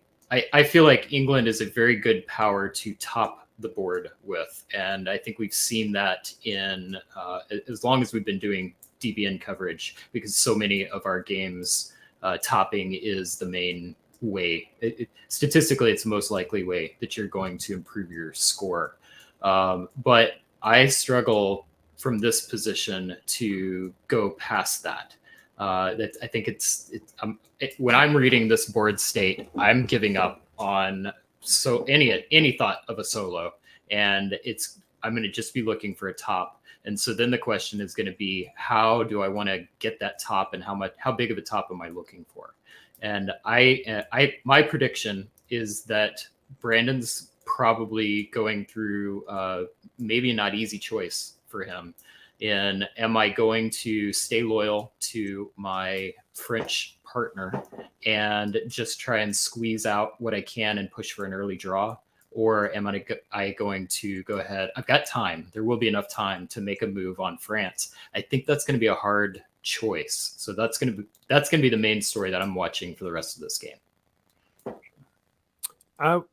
Speaking for myself, I would never give up my thinking about Tregega solo here unless I was told there was no time to do it. And the way you would do it, if you were going to take a shot, and you probably don't, he's probably not going to take a shot here, don't get me wrong. But if you were going to take a shot, you would try to do the best you could to get some English armies into Russia, into something past the stalemate line, and stab France later. Do you know how you can justify bringing those fleets back? Taking the German centers with them. Well, I got to take them with something. Yeah. So you take them with the fleets. Then the fleets are in position to help move west. I think a lot of this depends on whether Brandon wants to take the Germans up on their offer. It is a way to get maybe into the Russian homeland better, but I don't think it works. I think the Russians can defend for a while. So if I were Brandon, I'd be tempted to just take Christian stuff, maybe declare an early draw at that point, or maybe decide he wants to try to get a bigger score. Who knows? And I'll also just say for Rauno, coming off that last game, this has got to feel good to be getting some points here. And that's something I think Brandon does really well, is recognize the motivations of other players. And I think my read on this is that France is going to be happy to be in second, getting some good points. And this is a win. I think France is going to consider this a win. I agree.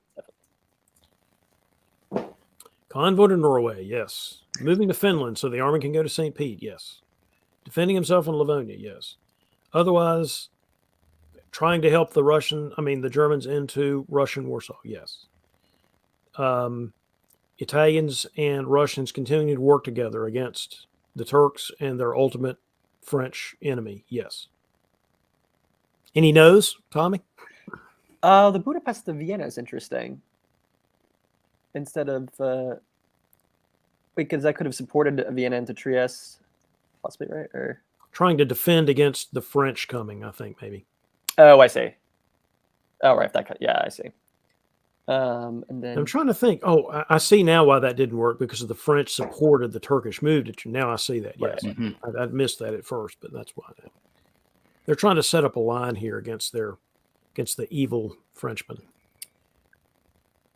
I'm curious with Aegean. Well, yeah, never mind. I see that. Why? I was going to say Aegean could try to cover, because if he gets an Ionian, I see what he's trying to cut any Ionian support or whatnot. But seems to be happy to work with the French, maybe just staying on Tunis if they assume they can't really hold their home centers. Here's an interesting question.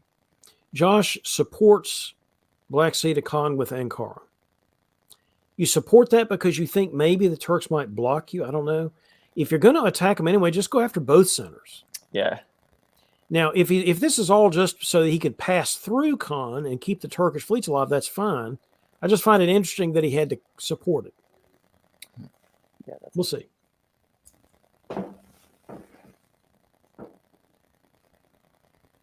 I guess though, so he can do that. Maybe I'm just misreading. I think I probably misread that tactically. You make sure you take Khan. Well, no, you do it either way, because if he had blocked you in Khan, you would have already been in Smyrna. So actually, I'm right. You move both of them in. That's what my first impulse was right. Yeah, a lot of my impulses are totally wrong. This first one was right. All right. Anything in the west that's interesting? The English fleet does come back and take Kiel while Kiel takes Berlin. So he does do what I thought he would do, which is just take them both. Take Christian out. Yeah. I'm assuming Holland's arranged as well. So. Taking Christian out, but also supporting into Warsaw. True. Yes. I mean, I'm not saying you wouldn't want a German tip of your spear in Russia. I'm not saying that, but you also wouldn't leave that stuff behind there. And this gives him, the fleet going to Kiel. If he wants, it gives him some flexibility here. I don't think he's going to take it, but at least it gives him some. The fact that the French are not building this year means that this winter of 1905 is the time to build and attack France if you're going to do it, Brandon Fogel. Yeah, that makes sense. 2 builds versus 0 builds. 2 builds versus 0 builds. This is when you do it. If you're going to do it. He's got so, Tommy, if you're England and you want to attack France, what are you doing for your adjustments here? I would do. Well, you can get north in the Channel. You can do north. Oh man, I mean, I guess in terms of covering things, he still has to worry about Holland and Berlin things. He may even wait a little bit more and maybe just try to get an army onto Holland and then maybe army at a fleet London maybe, but he'd have to, or maybe waive that one, just put another army on there for now. Maybe. I'm not quite sure. I've always never really known to do at this point either, like in this sort of situation.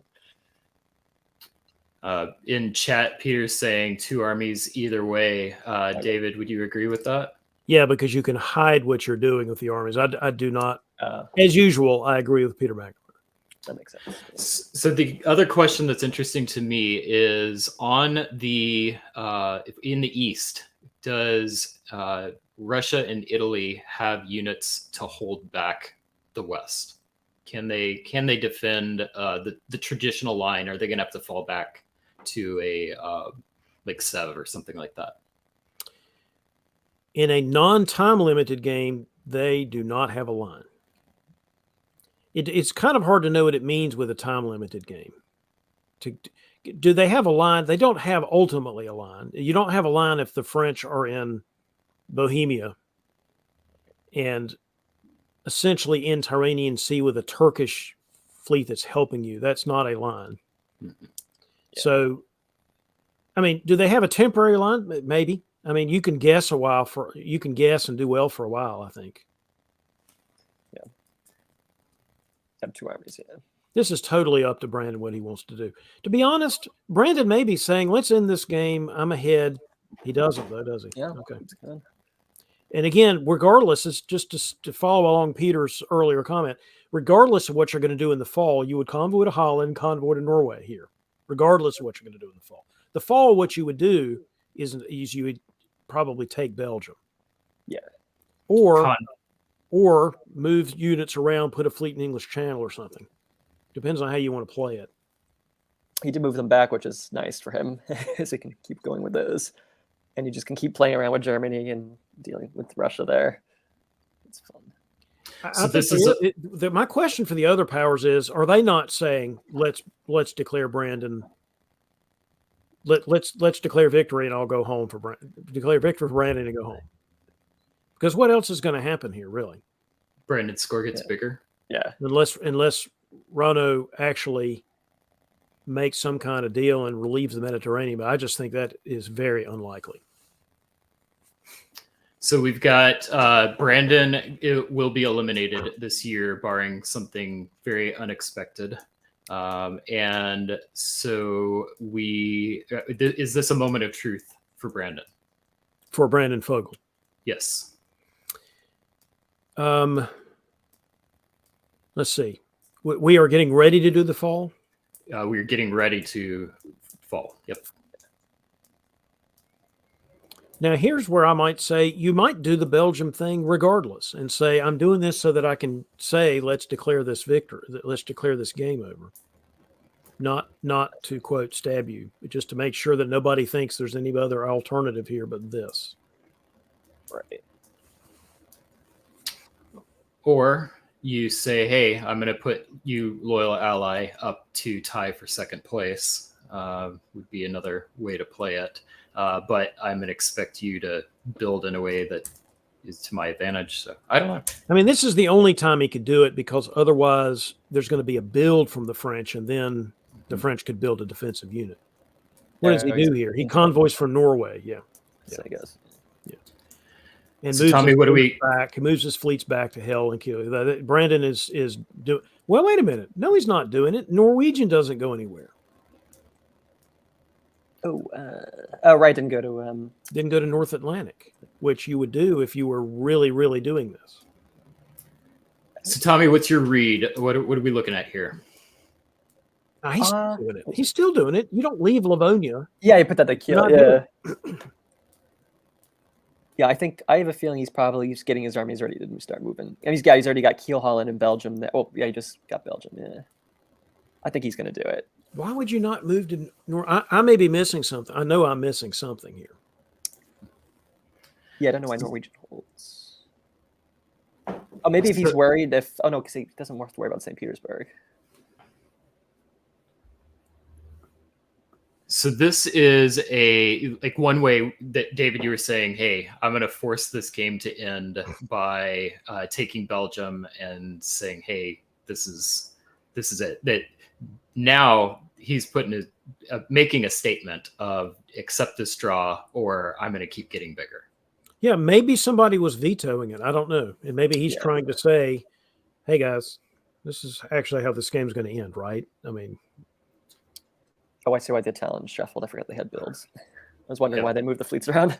So, I'm sorry. I rushed through the East. Tommy, what are we looking at over here? Yeah, I just noticed the Italian fleets, and I had forgotten that they would. Oh well, no, they picked up Bulgaria, but they must have had a pocket build, I think, maybe, or maybe just. somebody disbanded. I've forgotten now. Oh yeah, that's true. Yeah, because they have 2 builds there. Yeah, I'm guessing I don't know if the Bulgaria was arranged because they've got the 3. I mean, I'm guessing that probably wasn't arranged. You mean Bulgaria? Yeah, Bulgaria. So yeah. I don't know. The Russians couldn't build anyway. Oh, Peter said Italy had a unit destroyed. Okay, that makes sense. All right, so we've got a wave from Italy. Oh, yeah, wait. Army from England. So is this draw posturing? He's trying to say, I'm not really coming for you. If I was, I would have moved Norwegian to North Atlantic, and I just built this army. All I'm doing is establishing that I am topping this board. I think that's what's happening. And Craig is saying he didn't have 2, so maybe that's a bug. We'll look into that. So, that's awesome. Okay. That's it. Yep. Yeah. Draw posture. So dominant performance from Brandon Fogel. Very, very powerful. The question I have for you, Tommy, did this end too soon? Brandon is not in first place, unlike Nicola. Right. I personally, if it was me, I probably would have kept going. But given what I think it was Dave was saying earlier, understood, or no, I think maybe it was you, Brian, saying he would have understood his intentions, having a great score the first round, being, I guess, kind of new to the VDL and wanting to, like, just for league play, wanting to establish keep that friendship for the future games if they both end up on the top board or whatnot, or even just future games. But it's still a very strong score. I don't know how much that actually. Well, yeah, it would bring up his average if anything. I don't know what his exact score is now. He was like on the bubble. His some of his other scores sucked. Oh. 110 is going to really help him. Oh, that's good. Nice. You know what would have helped him more? 130. Yeah. I don't know. I you can't really argue here. Brandon wanted to ally with this guy and had a good alliance, and he did, and he still topped the board. A dominating performance. Can't argue anything bad about what Brandon did. Would I have been tempted to do more? Certainly, if it's a league game, you do more. I mean, if it's not a league game, you do more. Right. Maybe in the league situation, you've got some considerations here that make sense. You just can't argue with anything Brandon did. He dominated this game since fall of 1901. Yeah, that was great. And just getting all those armies back to just the way he arranged things, I wouldn't have seen that quickly in time while playing. So I was like, oh, that's really good. All right. One of my favorite things, we've got Peter McNamara proving once again he's a human calculator, pulling that out of the hat. And then we do have confirmation from the other players that the 2 builds were in fact legitimate. So nothing wrong there. All right. I'm going to add Ed back to the stream. Ed, welcome back. And we are going to give Mr. Hood a break. My internet. It looks good now. So, are you able to hear us okay? There are some people that look better when they're blurry. I don't know if you can hear me. You can. I'm saying blurriness can be good.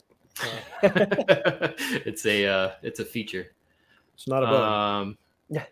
All right, Ed, I don't know if you want to close. Please leave him up with that facial expression. Yeah. I don't know if Ed can hear us, but that is good. That is quality Ed Sullivan content right there. In fact, he has never sounded better. He's never sounded more insightful than right now. Ed, if you're able to hear us when we've had this situation in the past, sometimes closing out of the web browser. And next game. All right. So, all right, Dave, we're going to keep you in, and it'll be the 2 of you guys again. We enjoyed it so much, we're going to watch it again. We are about to get into our feature league, which will be BlitzCon games. But before we do that, I had a little tease earlier. I want to show you, in addition to all the hard work that Brandon Fogel put into building the Dipcast interface with the new user interface and graphics and stuff, which are amazing. He has extended this to the Virtual Diplomacy League website. So if you go to diplobn.com and then go to games, this is not released yet. this is future content, so I'm just teasing what he is building. I didn't even tell him I was going to do this, but it's so cool. I didn't want to keep it under wraps.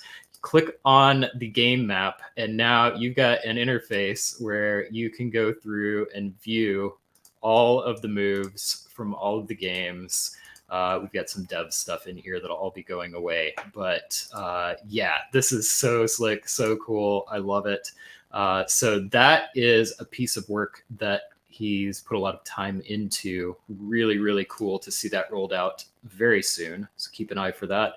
The other really cool thing that he did is built out the interface with WebDip. So now we are able to finally ingest WebDip games. So for these BlitzCon games that we're about to view, previously we had to sandbox all of those games in Backstabber, which was so horrible. I did it a few times and just painstakingly go in and re-enter all of these orders. Now we've got a native interface that he's built, and so that opens up a whole new world of games for us to be able to cover.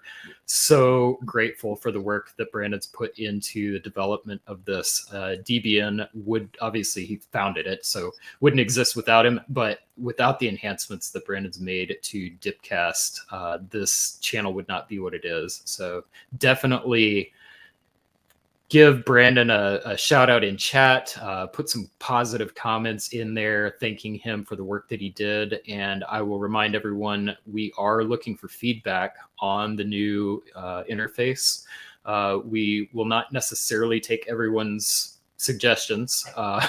We can't please everyone, but we are very interested in hearing some feedback. What do you like? What do you not like? And we will listen to that and discuss as a team. And we're going to try and continue to make enhancements on this product until we're trying to get it all in shape for the DBNI big dance coming up in February. Fine. Brandon's okay. Fine. I'm kind of I did my part. I've done my part. All right. So while I was blabbering, I was not getting my work together. I should have been doing both of those at the same time. Let me quickly switch over to DipCon. David, would you mind kind of talking about some of the upcoming tournaments that we have, just to kill some time while I'm pulling this up?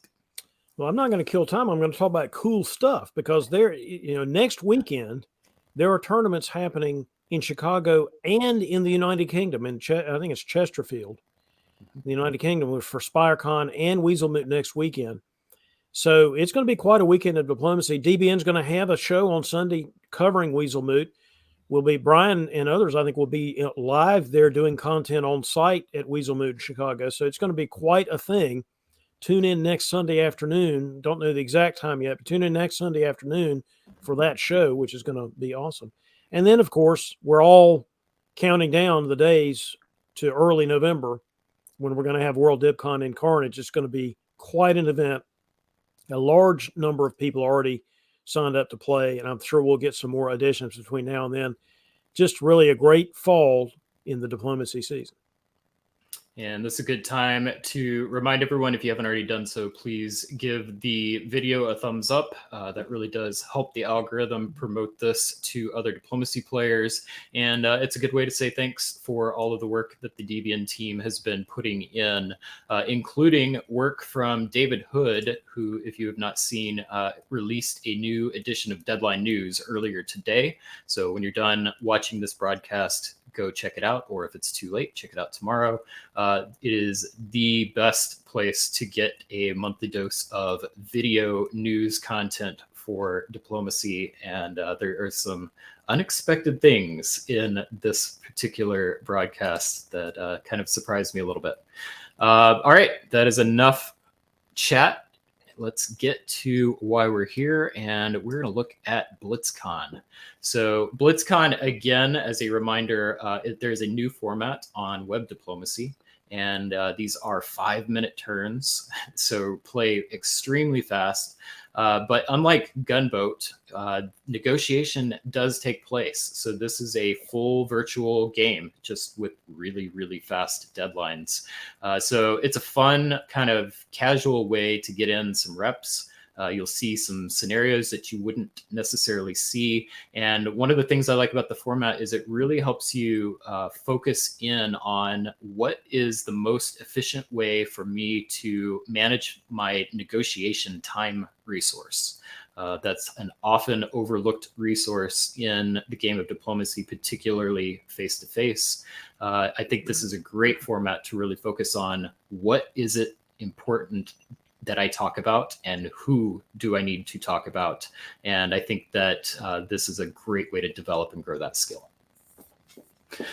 So looking at our top 10 by DBNI ranking, Brandon Fogel, Franz Brosef, Tim Crosby, Liam Stokes, Brandon Custer, Kunalaski. I don't know Kunalaski, but it looks like they've played a few times with us. Klaus de Graaf, good to see Klaus back in action again. Have not seen, I think this may be the first time I've covered one of Klaus's game this year. CYFI is new to me, Christian Brown, and Squashy Wando. So good group of players here. Anybody that you are excited to watch, Tommy? Oh, I definitely. Well, I'm curious to some of the names that I'm not familiar with, but also the names that I am familiar with. When we just saw Brandon in the previous game. Yeah, this is my first time actually hearing about this format, so I'm curious to see how quickly maybe alliances shift depending on because of the times being so short. Like if people are making, especially like last minute adjustments, like if we'll see lots of like clunky moves. But yeah, mainly, I mean, the names that I know: Brandon, Tim, Liam, Klaus, Christian. Like I've played with all of them at some point or another, some more than others. But yeah, excited to see how what with that time constraint, what their alliances are like. All right, the Doctor of Death, Craig Mayer, is saying in the comments that Franz Brosef is Brandon Dix. Okay. Some of these names are their web diplomacy handles. So these are, and Squashy Wand is somebody else we know. And you can tell we know these people because they have a rank that's not really high. I mean, it's not really bad in DB9. So some of these people whose names we not recognize, we know them by some other name. And I will say that if you don't mind, if you do have your screen name displayed and not your real name, if you could post that in either post that in the comments or message one of us on Discord. You can find most of the DBN team on the Virtual World Diplomacy Community Discord channel. Link to that is in the description of these show notes. That will help us out to get all of this synced up. It can be extremely difficult to kind of unify backstabber names, web dip names, human names, and sometimes that gets mixed up. So it's really, if you do see something like that, let us know so we can unify those records, and that'll help with standings and the like. All right, let's get to our game. First game that we are going to be looking at is BlitzCon Round 1. Sorry, wrong game. BlitzCon Game 1 has Tim Crosby, Franz Brosef, George the Goat, Mr. Creepy, Cedric Williams, Christian Brown, and CYFI. Some of these players are familiar to us. Some are new, but all of them are new to the format. Let's see how they do. Spring 1901. Tommy, I'm going to move you up to the top. You will take the spring turns. David, you will take the fall turns. Let's get to it. Let's take a look in the east. Turkish. I got the con, kind of standard there. Standard blocks in black and gal. No Northern Open there. In the west, supporting the Burgundy like last time game we saw. Friendly in the channel, standard German moves. Army Eddie's always fun too. I usually do York, just so you have the option on London if they move to the channel, but seems fairly standard. Oh, Venice holding is interesting as well. Yeah. So sorry, just out of curiosity, for the format of this, you said that they do have like, is it press or is it voice for? Press. It's press. press. Oh wow. So I'm sorry for those that may be newer to the hobby. Press is diplomacy shorthand for written messages. Although, as I wrote in Diplomacy World one time, that's not what press used to mean. That is a misunderstanding of what press used to mean in the diplomacy hobby, but it was adopted in the online hobby incorrectly. But now it is what press means. The two quick comments about these openings. The Turkish opening is the much more common old style opening that we've had in the past that has been supplanted in many ways by that move from Smyrna to Ankara. The English Army move to Edinburgh is Ed Sullivan's favorite English opening. Since he's not here to say it himself, I'm saying it for him. And Cedric's in Italy's decision to hold in Venice, Tommy said, "That's interesting," which is hilarious to me because this used to be the single most common Italian opening. Why is that interesting to you? Well, yeah, you just see so much Tyrolia nowadays, or even just walking to Trieste. Yeah. Or Piedmont if you're going to go and mess with the French, which one of my favorite Italian openings is Piedmont and Venice with the armies. I've had that happen to me before as France when England, Germany, and Italy all just ganged up on me, and it's not very fun. Well, Tommy, I don't know if you were the cause of that or not. I was probably me. David, there are a lot of openings out there. We've got a comment from Greg, relatively new player. Here you'll talk about literature fairly often. Where do I find that literature? Do you have any recommendations? And while David is talking about that, if anyone else in chat wants to pass along some of their favorite links, where can somebody go to find out things like openings and opening theory? If you go to your favorite search engine and put in Diplomacy Archive openings, I believe you will find some older content about openings that will at least get you a head start on openings. If there are millions of places to find old content for Diplomatic Pouch is another one. Diplomacy World, I mentioned a minute ago, is a magazine that comes out every quarter, and it has been doing so since 1974. And all of that content is available at diplomacyworld.net. Like I said, there's a lot of options out there, but those are just a few of them. Diplomacy Archive is an older set of articles, as I said, but they have a very large, as I recall, that's where there is a big archive about openings, if you're particularly interested in that. And Greg, if you look at the show notes for this show, we do have some links to some diplomacy-related sites in the show description. I would definitely check a few of those out. And Deadline News, the show is talking about that David Hood does. I know on the show notes for that, there's a section for media partners and links like that. Peter Legg's calling out Brother Board. I'm going to selfishly plug the Windy City Weasels website. WindyCityWeasels.org. There's a strategy page on there with some good content and links to other places you can find content. A wealth of information. This is one of the reasons I fell in love with the game of diplomacy is there is kind of an academic study to the game that you would see in a game like chess. That you don't see with many other games. And it's really, really fun to kind of dig in and learn about this. The one caution that I would give you is, and to anyone that is reading this, keep in mind the era that these articles were written in.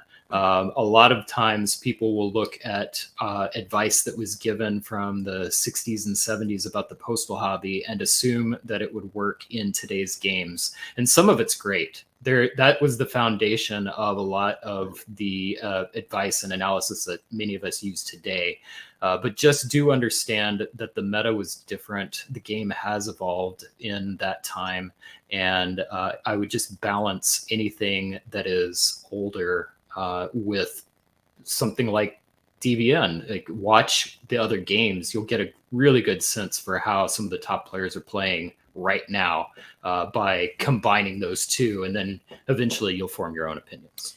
Let me also mention one other thing I forgot to, which is the North American Diplomacy Federation website was specifically designed, the content there in the setup is specifically designed for somebody that's new to the game. You can go to the NADF.org and get some very basic descriptions of things about the hobby and about the game and resources that are available. There's links there to, the gamers' guides from the past, but also links to current producers of diplomacy content, Brotherboard being one example, but there's a bunch of them on there. And it also gives you some terminology things that sometimes we hobbyists take for granted, that if you're learning the game or very new to the game, then even the terminology is something that can trip you up. This will be a good way to look for it. All right. Well, this is BlitzCon. So in true Blitz fashion, we are going to try and go through these turns very quickly. Players had about 5 minutes of negotiation. So let's give ourselves about 30 seconds to get through these turns, starting with you, Tommy. Spring 1901 we just did. David, fall of 1901. All right. Well, the Turks showing their hand by trying to block the Austrians in Greece might be an interesting thing. Venice to Trieste is extremely interesting. But the thing that really sticks out, two things that really stick out to me are the bounce in Munich, which is unusual, and the English fleet to Skagerrak, which is really unusual. That is really going all in on attacking the Russians, most likely. Yeah, that's interesting. I always find I'm always curious with Blitz whether or not Bunsen Munich is arranged. Probably not, because it's usually better for at least someone take Belgium if you're working together. Skagerrak is interesting. At least, usually you see it the other way. Interesting. Like nobody goes for Belgium. Yeah, and Belgium Open, and the English and the French are trying the hell to get away from each other. Yeah, it sounds like the Turks are trying to go both. Well, I guess black. I always wonder, like, arrangement wise, like, is that friendly or not with like Black Sea there when you're trying to block both Greece and black, or like sneak in there? I think it should just give like flexibility, I guess. That's certainly how it's going to get argued. Yeah, exactly. Oh my gosh, George. Why are you putting an army in Brest? Twice in the same night. What are these people doing to me? I do like the 2 Italian fleet build. That's what you do with 2 units there. But you'd be tempted to build Cedric might have been tempted to build the army. The army doesn't really do you that much good. Just try to diplomatically figure out what's going to happen with the Austrians. So we've got the double army build in from France again. I don't mind that as much in this game, because I'm wondering if you need to use a little bit of gunboat style signaling. In gunboat, when you can't negotiate at all, sometimes you'll use your builds or misorders, intentional misorders, to kind of signal your intent. This is a very strong statement, and I just wonder if, with the short timeline, they were just attempting to communicate. Good attempt. The answer is don't do that. Don't do it. Oh, I didn't notice here the fleet north coast makes sense with the aggressive English. What's going on there with Germany? Is that supporting Sweden, or?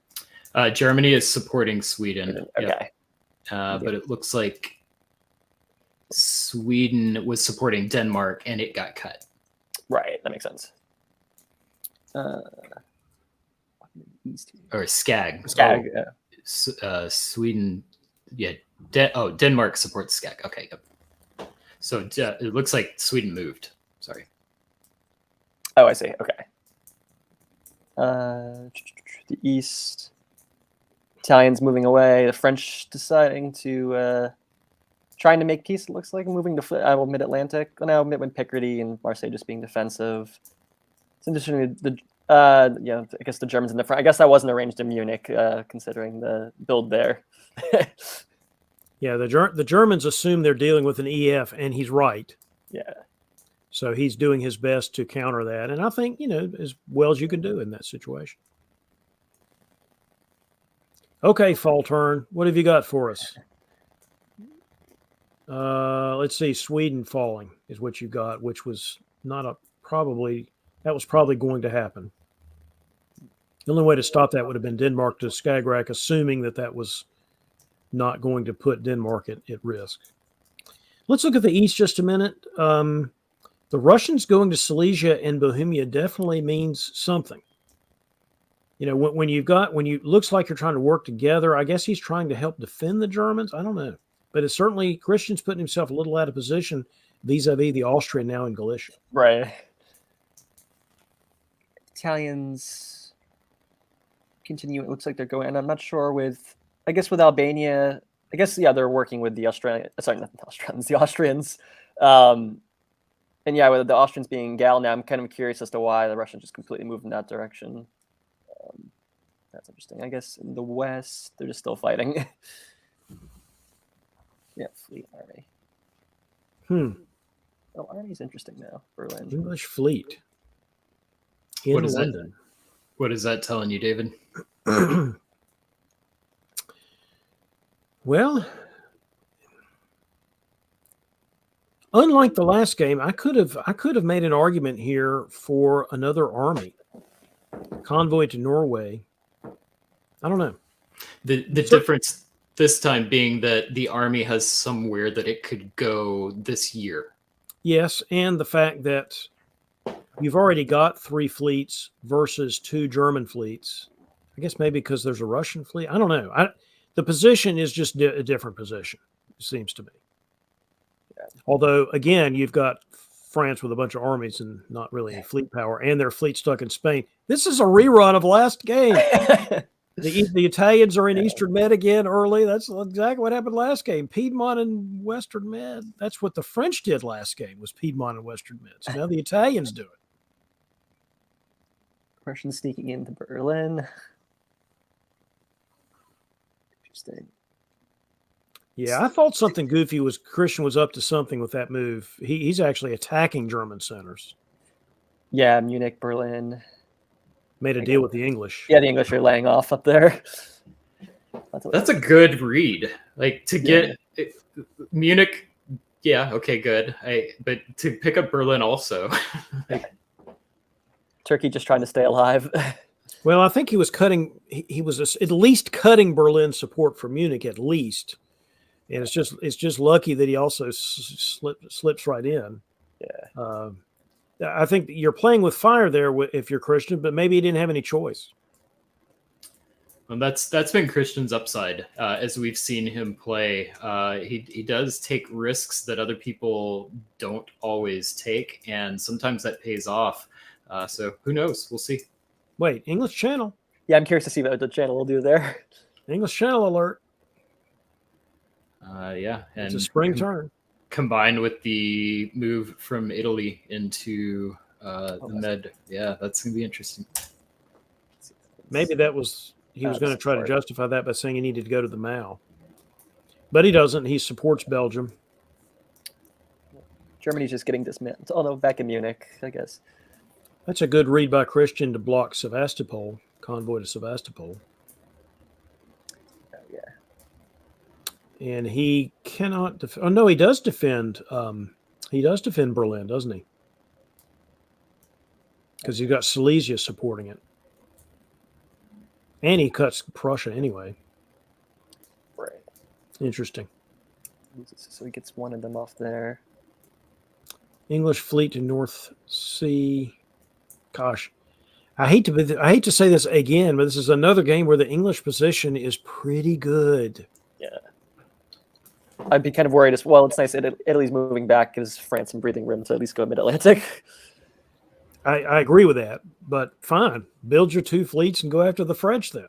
Yeah. Maybe. I mean, the Germans are essentially dead. If you've got if your Russian friendship continues. Yeah, exactly. Yeah. What do they call it? The top of the world alliance? Top of the world. Yep. English Russian. I like that here. That is exactly how I would play this. That's great. And especially with, I did want to call out the decision of England to be patient and support Belgium here. That gives you the flexibility that I appreciate, but while simultaneously making sure you're controlling what happens. You've got the upper hand. You're going to be dictating how that plays out. Yeah. All right. Winter of 1903. We've got 3 disbands from Germany. I think is the correct descriptor there. And we've got double fleets from England. Tommy, why don't you talk us through Spring of 04? I'm glad France built another army. They really needed that fifth army. And yeah, the fleets are just coming down now and taking Holland, walking. Oh, supported by Kiel, but that gets cut. Start moving. Always going to move in on the Russians. Might as well. The 2 dots are down there. If there's still chaos down there, the Turks, Sev to Ankara with Russian and Rum. That's kind of odd. I don't know if there's some sort of if they're trying to ask the convoy there or something, or I don't know. It's kind of odd. The Italians are going to move more on the Turk, although they're kind of backing away because they leave Bulgaria open, but they're moving to Ionian, so that's interesting. Austria just trying to pick up some Italian dots. French just moving those armies along. I really like the English movements here. I really don't like Sweden to Finland, though, unless Christian is giving him the center for some reason. I just don't like that. There's no reason to throw that friendship away if that's what's happening. If that's not what's happening, fine. But if that's just I'm going to take St. Pete because I can. Right. On the flip side, I mean, what's he going to do about it? Right. Help the French? He's getting Munich as well, too. But then he is surrounding Kiel, so... I'm not saying he could do something about it right this second, but I just don't know why you'd throw that friendship away. It doesn't do you any good to throw it away just for one center build. That's true. Says me. Yeah, that makes sense, yeah. But like I say, maybe he was giving it to him. That's also a possibility. They have some kind of deal struck. This is why you needed to build a second fleet, France. You can't even. There's no chance of you defending with one fleet. You can't even try to defend with one fleet. It's just a foregone conclusion. You might guess right for a while, but that's the only way you're going to defend is to guess right. All right, let's look at the east just a minute because the Italians have taken Vienna and Greece. Serbia takes Bulgaria, but still. That's leaning away from the Turks, who are now no longer a threat to anybody, really. And decide, instead of trying to eat into there, I'm just going to take the stuff from Austria. The Italian is not bad here. Wait, did Budapest went to Vienna? Never mind. I mean, it's just like rearranging a bit. Looks like. Yeah, they went to. Never mind. I missed that at first. That's not as good. Interesting. They got Greece. Yeah, it's like 2 for 2. Still, though, the audacious hand, i.e., Cedric, does not have a terrible position here at all. Yeah, double armies. There we go. Well, yeah, he doesn't need fleets when he's already won the fleet battle. Yeah. Oh yeah, this is painful. Conquest of Portugal, is that what I'm seeing? Yep. Yeah. Gosh.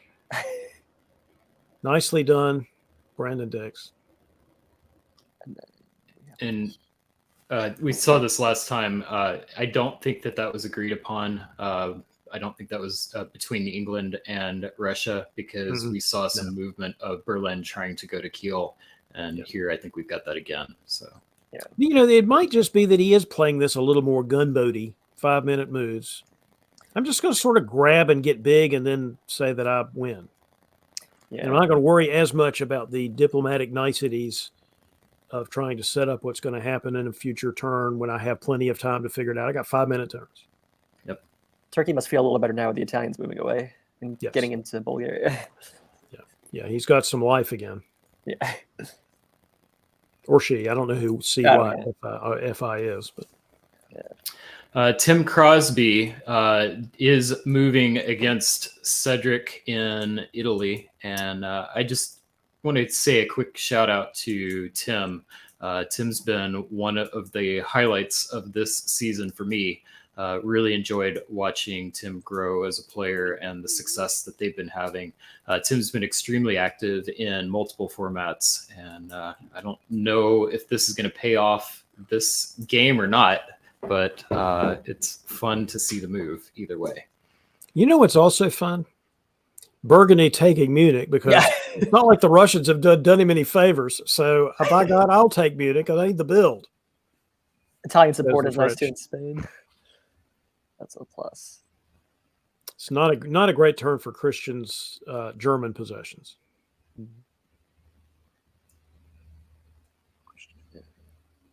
2 more builds for Jeez. England. This is a very, very aggressive play by England.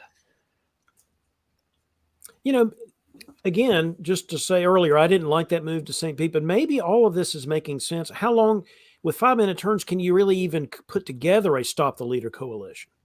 Yeah. 15-minute turns, sure. 5-minute turns, maybe not.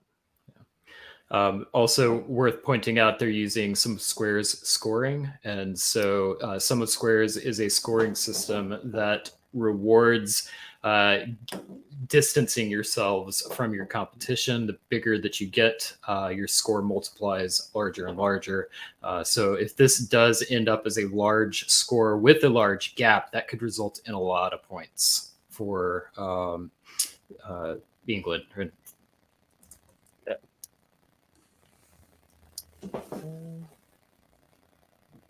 Doesn't really get it's moving fleets around. Denmark into Kiel. Doesn't really get anything from London in. What happened there? Oh, convoy to Gascony. Oh, get blocked by the French. Yes. Italians moving back.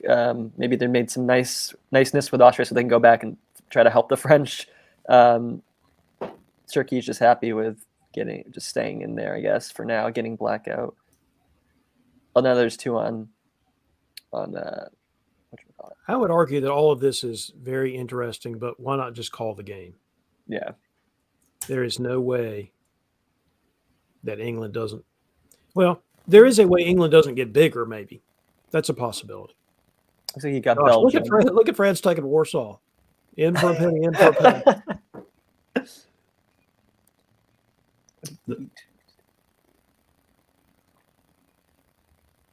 Piedmont But decides to losing go. Marseille. Yeah. While supporting Spain. Wait, and also lost Belgium. Yeah. This is it is hard to defend that kind of front once Mid-Atlantic is broken, which it is. It's just hard. Kind of cracked it. Got to build. All right. Well, I'm going to just kind of push through this. The question for me, how big does England get? Tommy, any predictions? I don't think they're getting Spain with Italian help. I don't think they could take Brest here, right? They support in the Brest to cut Picardy, and then put that up down into Mid-Atlantic. They can't really push until and that gives them at least another build to get another army, try to get in there as well. Maybe Brest, maybe get in Paris or somewhere to crack her to get into Munich with some support somewhere.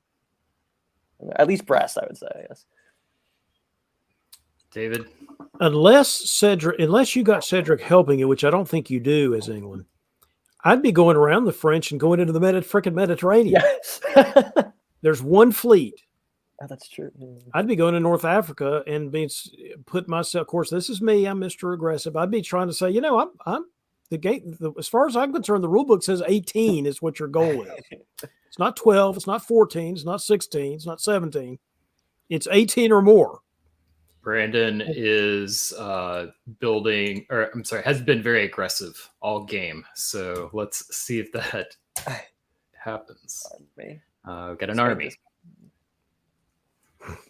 So with the army build, that would tell me, just my gut read, the strategy might be to try and get that army through the north side of Russia, and the fleets are just going to kind of play defense. Would that be your take? Actually, you've got so many options here. You could also put it in Belgium, move Belgium to Picardy with support of English Channel, use Mid-Atlantic to hit Brest to put even more army pressure in there. There's all kinds of things you can do. You can do what I said and go to North Africa, go down, convoy to Norway. And there you go. There it is. Yeah. Yep. He also tried to go to Belgium. Why not both? Although here, my idea would have worked, wouldn't it? If he'd have gone Belgium to Picardy with support of English Channel, that army would have gone into Belgium, and England would have had France by the proverbial kahunas. Not that he doesn't already have a pretty good position. Oh wow! All right, I'm gonna to Moscow. Good freaking yeah! You might just when you go forward and see if we're. I'm gonna push forward. If you see something interesting, call it out. This is, I mean, getting into Moscow was very, very big deal to me for maintaining momentum. Another 2 builds, fleet and army. 2 armies. Probably 2 armies. You've got 2 fleets you can use to convoy them with, so I would probably say 2 armies. But you could justify a fleet, maybe. 2 armies. 2 armies. Depends on how long you think the game's going to last. If I'm England, I want it to go a really long time. Now he's in Belgium and Paris and Brest. Good gracious alive! 5-minute turns. Off to Come on, bring on the turns. Come on. And now he's just okay. This is a wow.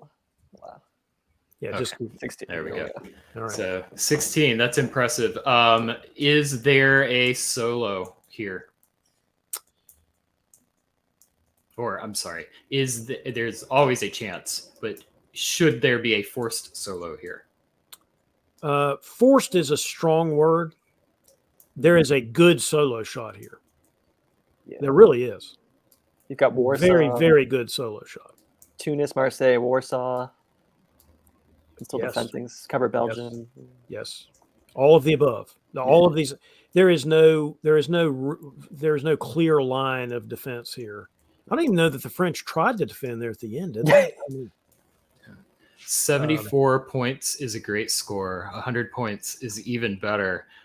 Let's see where our standings are after this game. So this was after 1 game. I think, if I understand the format correctly, the games were played not at the same time, but sequentially.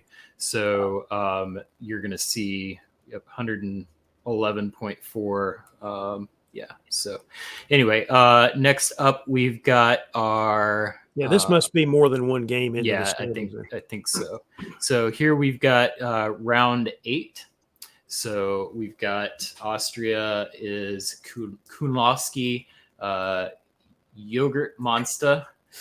In England, Tim Crosby's back playing France this time. Germany, we have Mr. Jen. We got Squashy again in Italy. Klaus, good to see Klaus again in Russia. And we've got Brandon back in Turkey. Currently in first place. And let's take a look at our map. And David, I'm going to give you a break, and we're going to welcome Ed back to the stream. Ed, welcome back. Yes, I have some diplomatic words to say to T-Mobile. Let's start with you as our lead analyst for the spring, and we'll alternate back and forth. This is Blitz diplomacy, and we're moving through trying to get about 1 minute per turn. All right, I'm looking at AT because I know that's what Liam likes to do, and Brandon's there, and he always says he likes to do that. So, but right away, well, he lets Italy into Trieste, but the follow-up from Rome is not what Brandon wanted to see there at all. Meanwhile, as I sort of look, I don't like that Ukraine move from Russia. I know it's somewhat popular. Nothing else to speak home about except Marseille hold.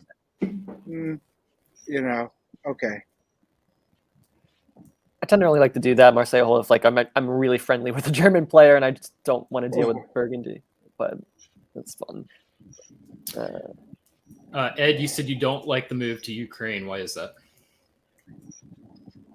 Well, you're signaling also because the move from Vienna to Galicia, which is if you can get into, you just can't trust Austria not going to Galicia, and if you're Austria, you can't trust Warsaw not going to Galicia. That is such a powerful position to have for one or the other to be in there. I think Galicia is akin to the Black Sea.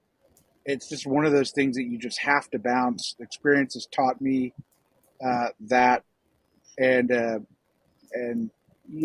I can't imagine Brandon broke his word there. That would never happen. It is atypical, but it's possible. Tommy, I know, like Ed says, bounce. That tends to be how I play. That was not always the case in the meta, though. We had last year in particular. It was very common for Galicia to have a DMZ. What's your take on that? I've definitely done it before in the past too.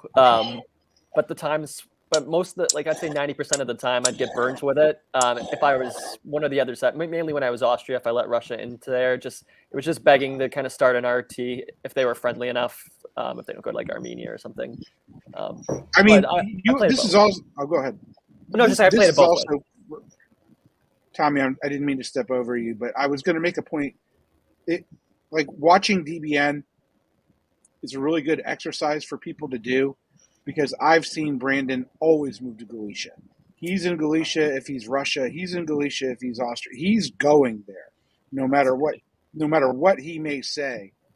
And so you have to know players' tendencies. Yeah, that's good to know. Yeah, like you definitely pick up on those. Yeah. Let's see what we got here. Well, interesting. I'm not sure what the arrangement there was with Romania, but doesn't look like he wanted him in Trieste there, in the east there. Turkey just moving around, kind of working a little RT action there, blocking Greece. Takes Tunis because, there's folks in Austria there. Goes to Spain, figured, because it held in Marseille. And then we have, what's in the west here? Convoy to Norway and also Belgium, supported by the Germans, so we could see some action there. You know when you don't want to be in Galicia? When all your neighbors hate you. Yeah. That's what's happening to Brandon right now.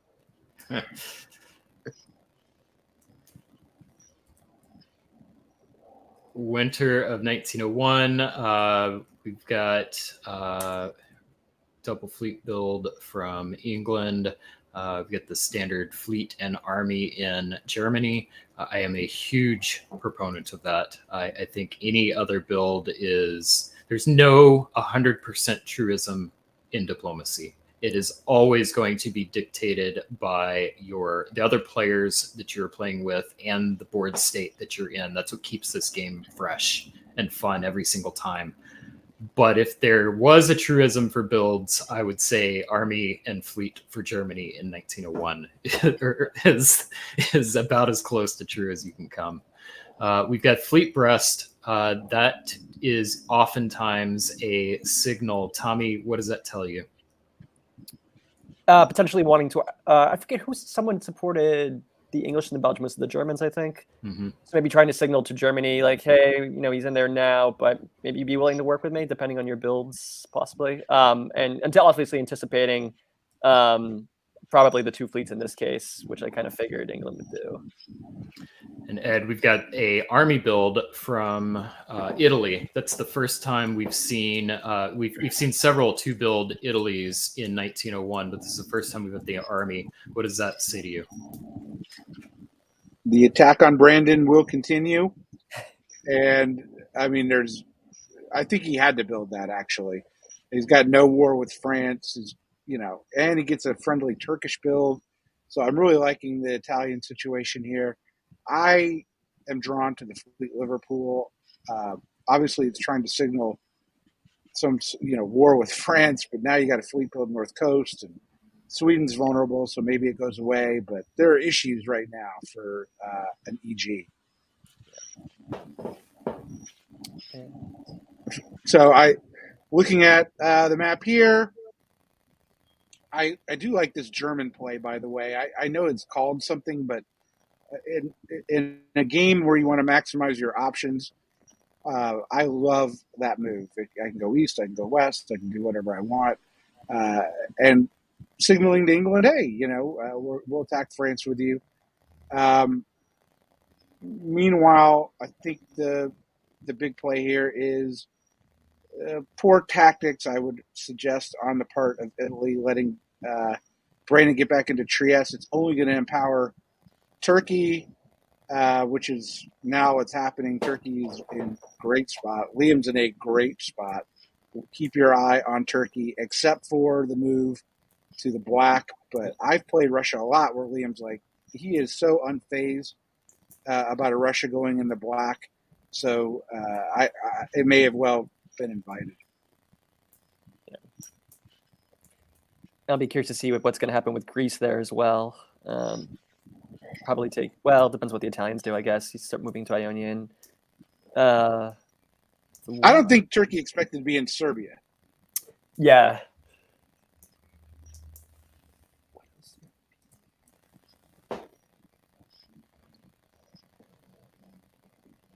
So I guess the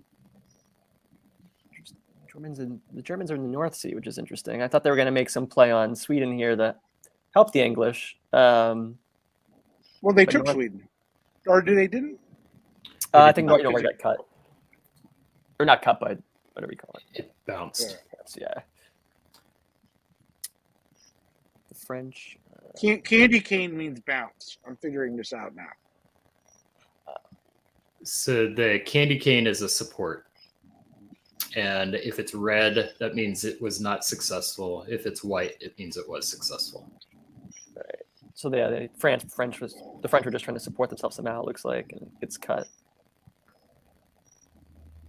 But it's unsuccessful. I mean, it's a good turn for Germany, right? They're in Belgium now, if I'm reading the London Tube Station correctly. And Liam, fantastic. Now he's up 2. And he got the Black Fleet to go to Romania. Stay tuned whether or not it gets blown up in the spring. Certainly a possibility. Makes sense. All right. Moving on, winter of 1902. We've got a double army build from both Russia and Turkey. So potential for a juggernaut. Would that be read, Ed? Well, I'm looking at the map, Brian, and I don't see the builds. I'm on the Okay. +2. Yeah, we haven't seen the builds yet. I'm just saying they have 2 builds each. So I'm just asking if you're building, do you predict that they are going to juggernaut from this position? Yeah, I think that they're certainly on side. It is. I mean, why do we repeat this almost once a game or once a session about AI conflict? This is what happens.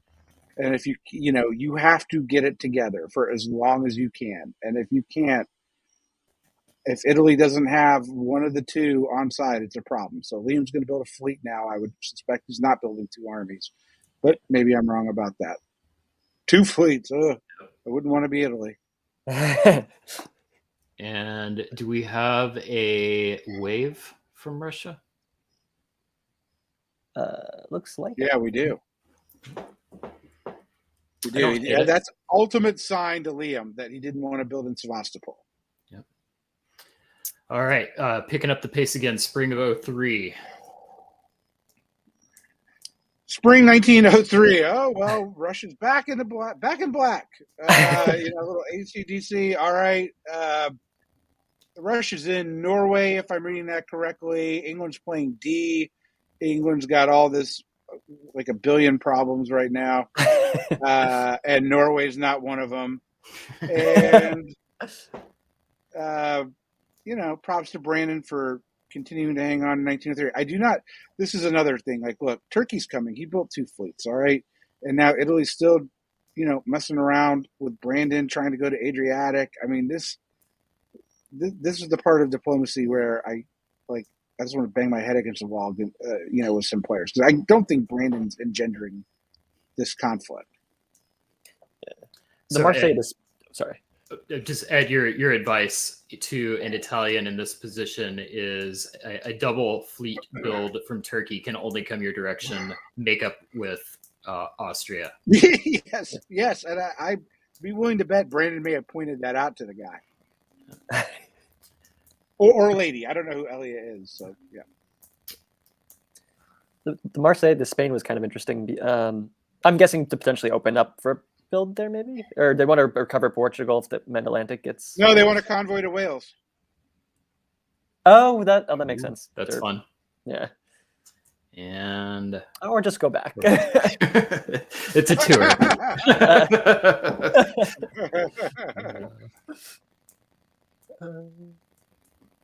Okay, so making nice with Brandon now and just going full on against the Italians.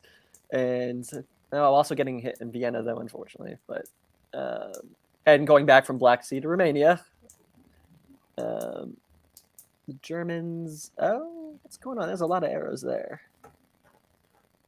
What's going on there? Oh, North was like convoying Belgium and being supported by York, I think. Is that it? The North getting forced.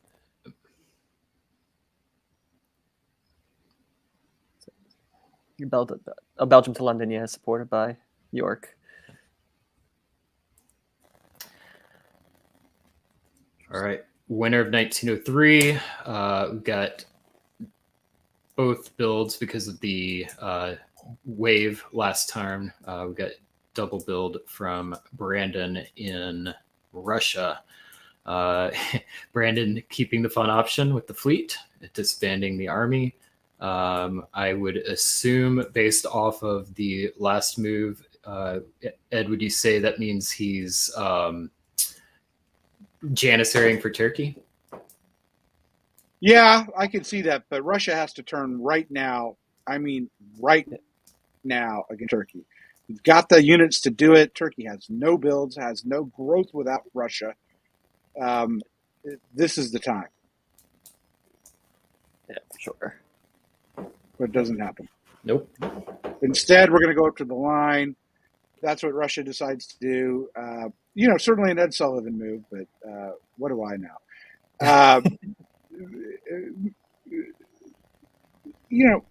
It's these are 5-minute moves, right? So it's hard to effectuate a stab of that magnitude, I guess, right off the bat. I think the bigger news, like Turkey's playing this textbook. He's now in Tyrrhenian. This is bad. I don't know what Adriatic is doing. They I can't read that. They supported Serbia to Trieste. Yeah. So hopefully Brandon gets into Venice, or is he done? That's I guess that's what's going to happen there. Meanwhile, England gets to the North Sea, but the convoy, not from Spain. Spanish army's now in Burgundy. But Brian, this is like DBN host wars or whatever it was, where your Turkish unit was in Munich. But we've got a devastating French move on England. This is complete trickery, I would assume. And whoever Obsidian is, great move. I love this move set. Everything about it is fantastic. Period. Interestingly, well, Germany supports himself into Ruhr while also supporting London into North. I don't know if he's just trying to get London away to help the French, or if he actually is doing something else there. Because he loses Denmark. Yeah, it's hard to know. Yeah. Yes, Sweden. And plus, the line is now a little scarier. That's an instance where being a good ally is hurting yourself. So Germany supporting London into North Sea instead of defending Denmark. So I can only assume they must have thought Russia was on side. Yeah, well, I don't think Germany expected that 3 Russian units would be on the line. Now Denmark, Kiel did move to Berlin, but that effectively means Denmark's lost. Germany's got issues, right? This could be a good move from Brandon in Russia, the Russian Brandon. Yeah. We did have a quick question from Chris. What platform or website is this being played on? Chris, what you are seeing on the screen is a custom interface that co-host or co-founder of the DBN, Brandon Vogel, programmed. We call it Dipcast, Diplomacy Cast.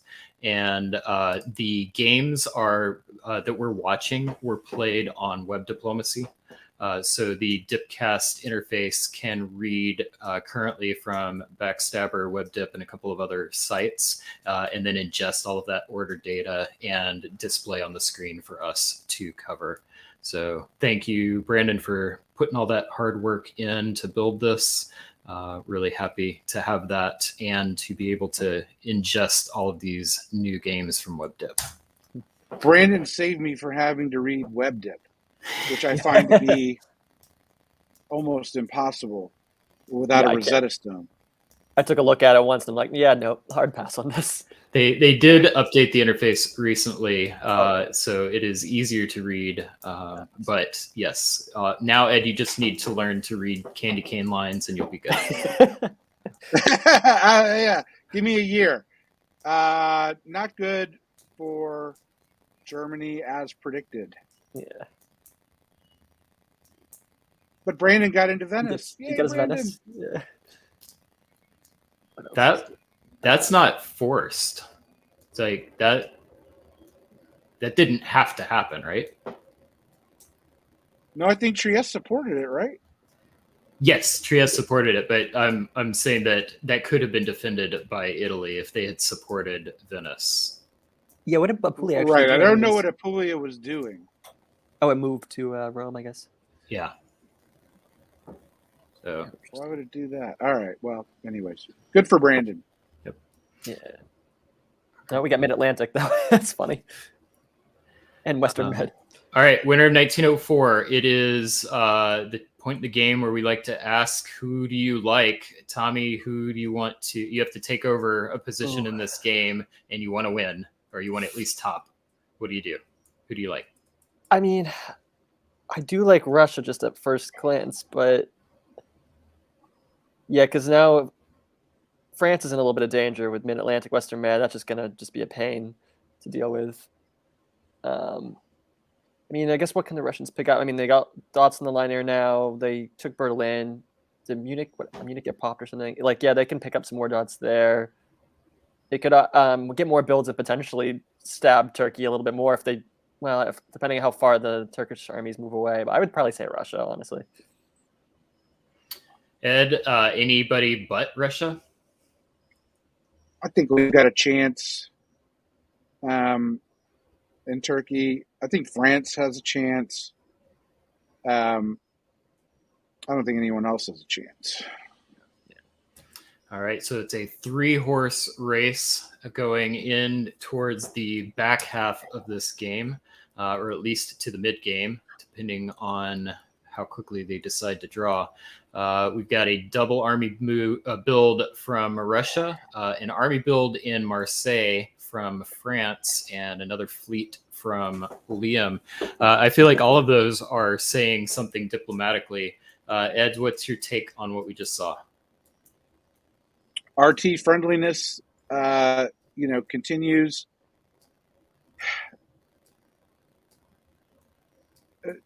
France's build is a little curious to me with the fleet in the Western Med and the fleet in the Mid-Atlantic, but it's defensible. I think all the other things are probably what I would expect. I don't know if I would have kept Piedmont. Yeah. Especially now since he's moving it back anyways. All right, so as we go into the spring, let's see here.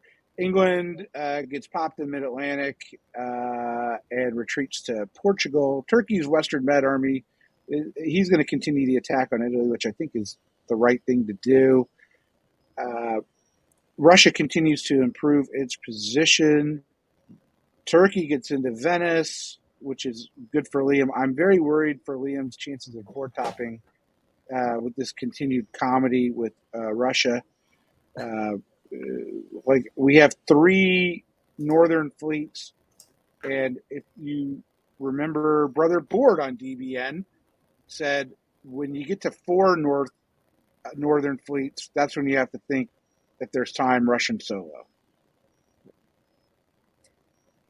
Yeah, I find it curious. I love how Russia just keep pushing Turkey away while he's bringing his armies down, and Turkey is moving out of Smyrna. Like, they're just completely kind of moving away. Moscow to Ukraine is very telling. because now Romania can move to black, Ukraine can move unimpeded into Romania, no arranged bounce. That's a devastating move. I thought Russia should have done it before, but I was wrong. I still think Russia should do it. Now I think Russia should do it. And then even going to Norway yet too. So now they can maybe have some play with London and Norway because they were friendly. Be interesting. Okay. He's just setting himself to take up English dots in the future, I guess. You know what? When you're Russia like this, it's a lot of fun. I mean, you have the wheel, right? You're wheeling around from the north. You're going through the center. Your only threat is Turkey. I think Brandon lives. I think Brandon, if I'm not mistaken, is in Naples. Brandon continued to hang on. But Brandon's got to be whispering in the ear here of Liam a bit, I would suspect. But it's well played. All right, we're going to do something we haven't done here on DBN for a little while, and I'm actually going to put this game on pause for a minute, and we're going to go check out another game. And the reason why is the storyline in this event is very interesting. So the game that we're looking at, the format of the league is that players could play, of the tournament, they could play in 6 games, and their best 3 would count. So we saw the very first game, and that's where Franz got off to a really, really good start with that 70-something points. And in this game, we're going to pause here. We're going to go to the other game. And in this game, we've got Kunalowski, Yogurt Monster, Tim Crosby, Mr. Jen, Squashy, Klaus, and Franz. So I want to run through this one. We've got, here we go. And I want to, we'll run through this one, see how it ends, and then we'll go back to the other one because these are the last 2 games. And how the games end will dictate who wins the event overall. So we're setting up a horse race between our players, and we're halfway through the one, and we're going to dig into this one. I'm going to go ahead and invite David. David, we're going to triple cast this one. We're going to move quick. We'll just rotate through. David, I'm going to put you first. You're going to take a year. Tommy, you'll take a year. Ed, you'll take a year. All right. Spring 1901. David, you're up first. All right, let's be quick. The Turks do put the old style opening with the 2 armies going up there, which leaves less flexibility for the fleet.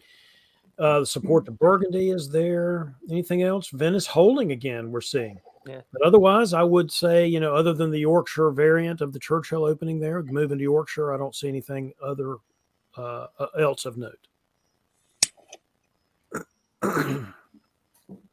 Another one where the Turks tried to block Greece. Venice holds here, doesn't try to slip in anything. The Russian army going into Romania is obviously bad news for the Austrians now that allows that unit to go inland as opposed to the fleet. In the west, we've got the English convoy to Belgium with support. So England gets 2 builds, and we'll see what they build.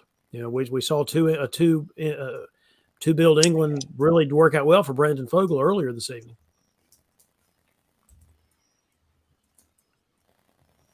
Oh, gotta like that fleet build from the French. See, you could build a fleet in 1901 with the French.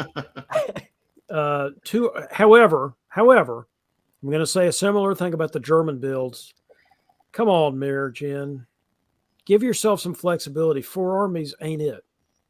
Otherwise, nothing surprising to me. All right, Tommy, take us through 02. Let's see, starting in the west again, we have a lot of support holds there. Looks like just holding the line there. Brest out in the Mid-Atlantic, Spain moving back up, Portugal holding. Look what Germany gets for building 2 armies. Yeah. Oh, Helgoland North. Oh, yep. And then the east, we got, let's see what's going on here. Italians moving around, surrounding Greece, maybe. A lot of bounces in Gal. So that's funny. That's how you do it. We got a little bit of looks like we may see an AI a little bit here, possibly.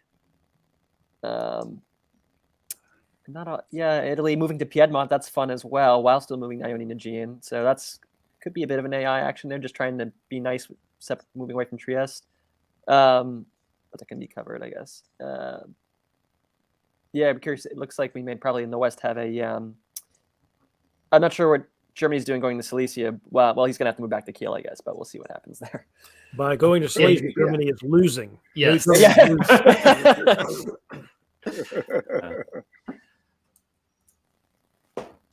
And what do we have here? Oh, the French decide to move back in the other direction.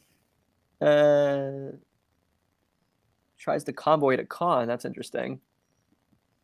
A lot of support holds. I guess we have. That's interesting. Maybe some AI heiress things going on there. If he's no, because they're supporting Bulgaria. The West, I guess, what's going on with the Germans here? The Germans try to make a play on Belgium, bouncing in Burgundy, holding up, and then I guess the English are just kind of supporting Norway. Yeah, it feels like not a whole lot of things happen. Other than France. French moving, yeah. So I'm reading this as a AR set of orders in the East. That I think Italy thought that they were going to be part of a air, and I think the AR decided that they didn't need Italy in this situation. Ed, is that your read? Maybe, but Bulgaria not even supporting Tunis to Constantinople sort of tells you that makes a lot of sense what you're saying, but I'm not sure. I don't know. It's a tough position when you put the army there in Tunis. Italy's really happy that convoy failed, by the way. So we'll see what happens. One Bill Froster. Okay, so we go to 1903. My contract says I get 2 years, but Brian, I'll give you 1 year just for you. All right. So Italy is trying to move against the French threat, but not really realizing that there's also an Austrian threat, which should have gotten from the no support order. So Austria is now in Venice. That's really bad for Italy. Nothing else of note, except Ukraine takes Galicia. I don't think that Austria saw that coming. Meanwhile, it's kind of a candy cane, but I'm thinking St. Petersburg got into Norway because of the lightning strike to Barents, which I'm going to guess is a retreat. The English got into Holland, so we're seeing good EF cooperation. This is David's Leviathan, and Germany. Mr. Jin needs a tonic. He's having problems. Also, don't hold. Denmark should not be holding. Ruhr should not be holding. Ruhr should have supported something. Denmark maybe should have hit Helgoland. Don't hold. All right, as we move into the fall, Klaus is a good player, so this was excellent for him keeping Norway, but on the other hand, loses Romania. So, Brian, there's the end of your AR. It lasted one season. That's the beauty of these 5-minute turns, I think. But Austria's going to get a build, so he's not going to be too worried about that. I like the Austrian position right now. Loses Greece. That's what I mean. He's not going to be too worried about that. And loses Bulgaria. Build Schmild. Yeah. It's tough, tough to read. It's tough to read. Yeah. I buried the lead. Well, it's so tough to read this, and there's a lot of mishmash in the East. Everybody's hitting everybody. It's totally unclear what's happening. It feels a lot like a gunboat game to me. And that's for those of you who are not familiar, gunboat is a game played with no negotiations, or at least no written or verbal communication. And it's a really good way to practice tactics, get familiar with different board states. And this game very much has a feel of a gunboat game in that you don't see a ton of coordination. And with 5 minutes, that's understandable. Also, I think we're seeing perhaps this is being played on WebDip. We have not had the chance to cover a lot of WebDip games because of the interface. So it's possible there's just a different meta in WebDip than we're used to seeing. And we could be seeing some of that here as well. I've thought about how to play this game. I'm a little scared. My brain doesn't work quite as slowly as David's, but it's pretty slow. And I thought that I would play this game like a gunboat game, with going into each season with two priorities: some offer of help and some request of help. And that you may not have much time for more than that. That's at least how I've been thinking I will approach this game when I eventually play it. And if you want a little insight into some of those games and how they're played, there was just a recent edition of Media Wars. That is a annual event that many diplomacy content creators take part in. You're talking to the winner of Media Wars 2. Come on. Each I can't give you two. Your head is not big enough, or it's too big. If it gets any bigger, then it won't fit on our camera. So, Lady Razor, stop making anti-weight comments. But Lady Razor went ahead and represented the diplomat. So I'm excited to see how Matt did. It's a really fun way to see a perspective of all the players, and several of the players even displayed the communications that they had on air. So definitely check that out. I think I've seen several of the players have their stuff online. If you check out the latest edition of Deadline News, there are links to many of those articles right now. So, but Ed, that is some good insight. Also, the unofficial name now for the Media Wars 3 game is Media Wars 3: The Search for Sploak. Yes, I love that. and you could say Media Wars 2 is The Wrath of Ed, and you would not be wrong. Very nice. All right. Spring of 1904. I'm sorry, I interrupt our rhythm here. Mr. Hood, I believe it's your turn. All right. Well, it is the turn of the French to get in to Ruhr and Piedmont and Venice and Tyrrhenian and Picardy. And did any of their men fail? So Crosby, pretty good. England was eventually going to be able to outguess Claus of the North. That was not going to last forever. Germany's position is just hapless, hopeless, nothing. And helpless. Helpless, exactly. That's a good one. Let's see what the Eastern Circus has for us this season. And what it has for us this season is Rome going to Venice, right, with support of the Germans. That makes perfect sense. While the Turks take Greece from the Italians, while the Russians take Austria out of Romania with support of the Turks. That's the current circus. And the circus in the fall is the Italians go to Trieste. Austrians lose all of their units. Don't forget the Germans. That is really something. Oh, wow. That is really something. Will the Germans be able to live? By the way, Northern Austria is generally not a place you can camp out and be a Janissary and survive. But we'll see. I've tried. We shall see. Four different powers. That is 4 different powers. Amazing. That takes special skill.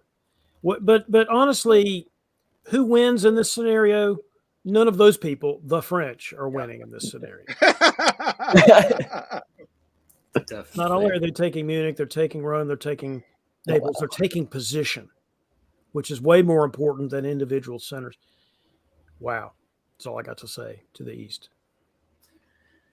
3 builds for Tim Crosby. Once again, another format, another good performance for Tim. I wanted to point out a couple things to help set up where we are in the game. So players were allowed to play 6 games in total. 3 would count for score. In this particular game, Franz is leading the league or leading the tournament. Tim is one of the main competitors, and this is their last game. This is their 6th game, so they can play no more games. So they both need to get as many points out of this particular game as they can if they want to improve their score. So let's keep that in mind as we move forward. Obviously, I think all of us would pick France to as most likely to top. If you had a second choice, Tommy, what would it be? That's a good question. Definitely not Austria or Italy or Germany. Kind of looking between Russia and Turkey, because I know France is probably going to have some fun up here in the north with England. In terms of positioning,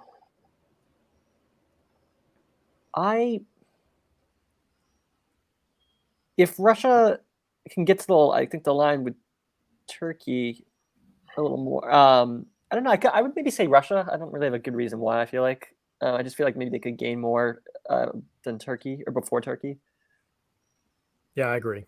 I think if anybody's got a chance besides France, which by the way they don't, it would be Klaus de Graaf, who is a great tactician. I think he won last year's BlitzCon gunboat tournament, for example. He's a good tactician. Yeah. All right, winner of 1904. We've got 3 builds from France. Let's just keep pushing forward. Tommy, it's your turn. Oh, sorry. So yeah, Russia's moving to the line. Looks like that was. Well, I'm not sure what the Seb support was there. Maybe he's trying to support Black Sea there, but yeah, Black Sea supported Serbia there. It's interesting. This is bad news for Klaus. Tactician. Yeah. That's not good. On in the fall. Yeah. Austria protects both their centers. Italy's stuck on Tunis.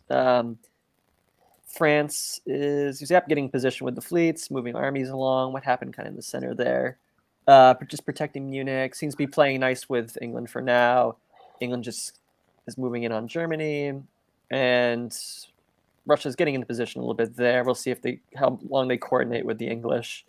I guess they did the bounce there in Norway. But yeah, just a lot of. I'm curious to see what happens in the east, mainly with Turkey and Russia there. I would say I think if you're Klaus, you know a stab can happen, but you don't calculate it as being reasonable given France's position. Right. But given Franz Bros's need to have a good score, I understand why he did what he did. Yeah. It's too bad he walks out of Vienna while also losing Sev, unfortunately. So that's good. And yeah, Turkey's not going full on against Italy at this point while they're kind of defending. Convoy to Apulia, but that's good for now at least, I guess. Nobody's losing Trieste. French pick up Holland. They pick up Kiel supported. Russians get Berlin, which is nice, but the English put themselves in Norway. I don't know if that's arranged with St. Petersburg moving away. And Channel. So yeah, the French are starting to move in there, so they're going to start having some fun there. But they do get they don't have any disbands, right? Because they lose Holland but gain Norway, I guess. Yeah. So net result +1 for England, minus we do not say goodbye to Germany, still surviving in Vienna, and +2 for Turkey and +1 for Tim. This looked kind of like a runaway for Tim a few minutes ago. It feels a little bit closer to me right now. Let's see how this plays out. Ed, it's your turn.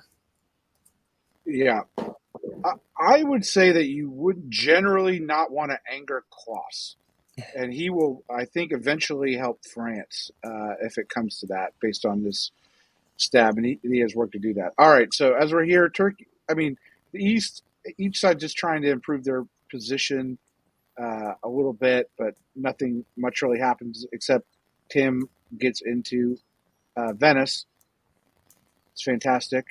I don't understand why Holland does not appear to be supporting Ruhr to Kiel. It may just be that I didn't have enough time to put in my orders, given the 5-minute move, or David or Tommy can correct me that maybe that's a great move. France kind of backs out of the channel.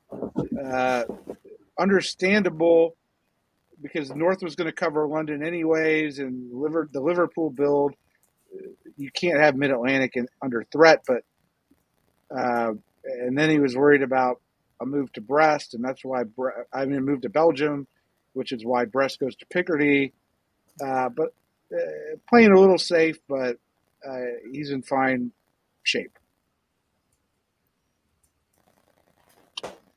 Now he gets into Kiel with Holland's support and English Channel, and covers Belgium, while the English seemingly move away.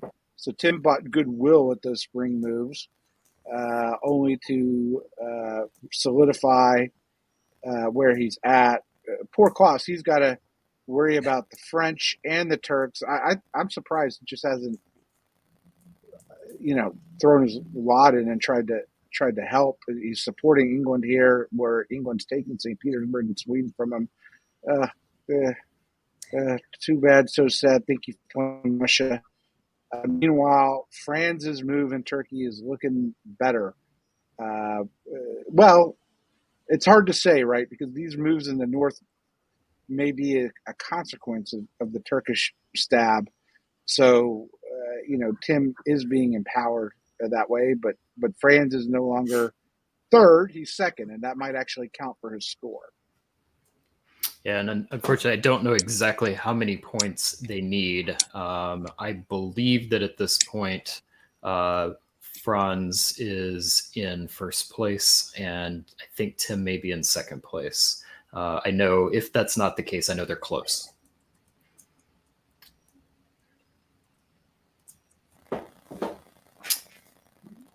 All right, David. So that was the theory of taking those Russian centers out. I can build the fleets in England and really try to make the game out of this against the French, but that's not going to work. I mean, the French position's too strong. But in terms of moves, are the Turks continuing to make some progress? Yes. I mean, they just took Trieste. They're trying to get in position in Russia. But gosh, you guys see the French position folding? I just don't know that I do. No, not folding. I mean, I'm now got not Klaus topping. is now outside. I mean, not topping is what I mean. Russia's working with him for as long as Russia can. That's critical. Tim should accept that. Yeah, I agree. And not screw around with Berlin and that sort of thing.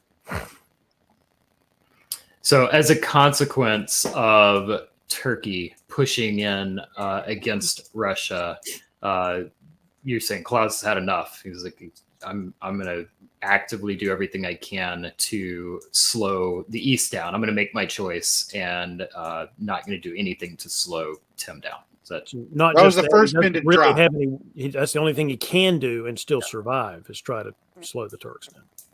But that was the first pin to drop. But the second one was when he supports England, and England takes Sweden and St. Petersburg off him. Yeah. So when that happens, you have nothing. Honor demands complete support of the French.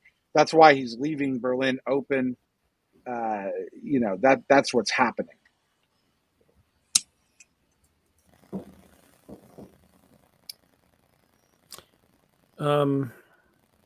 France takes Berlin anyway. Now, maybe Klaus said take it. You never know. That could be what happened. Are the Germans actually dead? No, they actually retreat to Vienna, so they're not dead yet. They're not dead yet. They are not dead yet. Let's see. The French get into Irish. The Irish, that's probably not good. The French get into Tunis. That's probably not good for anybody but him. Might want to call this game sometime soon if people want to do that. Not if you're Tim. I need points.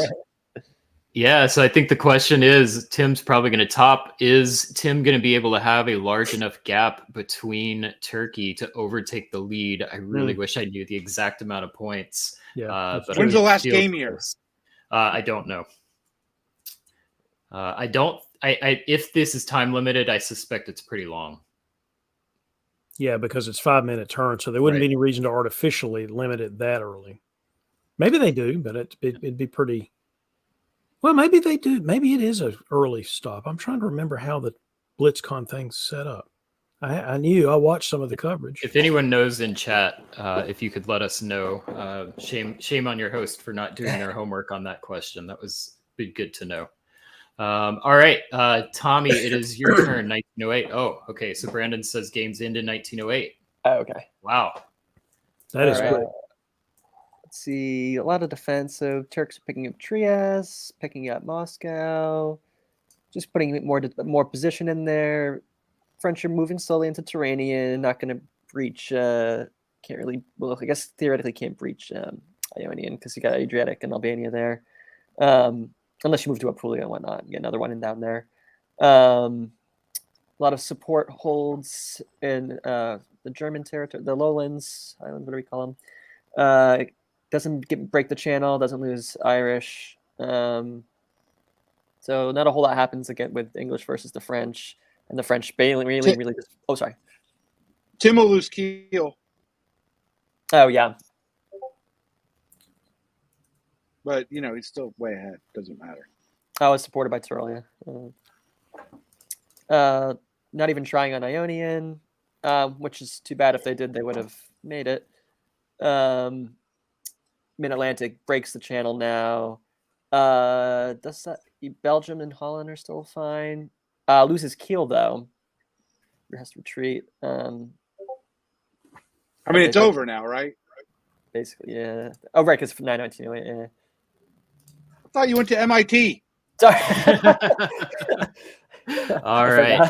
So let's take a look at where our standings sit after this event. So we've got Tim overtaking Franz, so by 7 points, and Brandon is close behind. So we'll take a look. And I know some of the moves from our other game are showing in these points. So we're going to go ahead and switch now to our other game. So bring back our Fall of 1905 just to kind of reset everything here. So 1904, it looks like we've got a strong performance by Brandon. So looking again at our standings, Brandon. Let's correct that. A weak performance by Brandon Fogel. yes, there you go. Just a typical performance by Brandon Fogel. There we go. A strong performance by Brandon Custer. Thank you. Yes, let's be specific. Brandon Custer having a strong performance, also sitting in third place. So keep an eye on Brandon's score because both of the league leaders or the event leaders cannot play in this game. They have to sit and watch helplessly on the sideline to see if their score will stand. So I believe it is Ed's turn. So Ed. Oh yeah. Let's see. Will Russia go against Turkey? There we go. It was all set up. All right. So basically, Brandon's going to win. It's a question of how much can he get before 1908. I mean, Russia is in Burgundy. Russia, I don't know, Candy Cane, Denmark. I think that's in Denmark. I'm going to say Russia's in Denmark. Yeah. France finally got rid of that pesky English fleet there. And I don't know, but maybe England got into London? No, it looks like no, because I see a lightning strike to Liverpool, which is a retreat. Okay, well, anyways, Russia's doing great. Yeah, so the red arrow on England moving into London means that it did not happen. Fall of 1906. This is a misordered convoy from Sevastopol, and it's a critical mistake because that would have been the death knell with taking Trieste, Serbia, and Ankara. Still pretty darn bad for Liam, but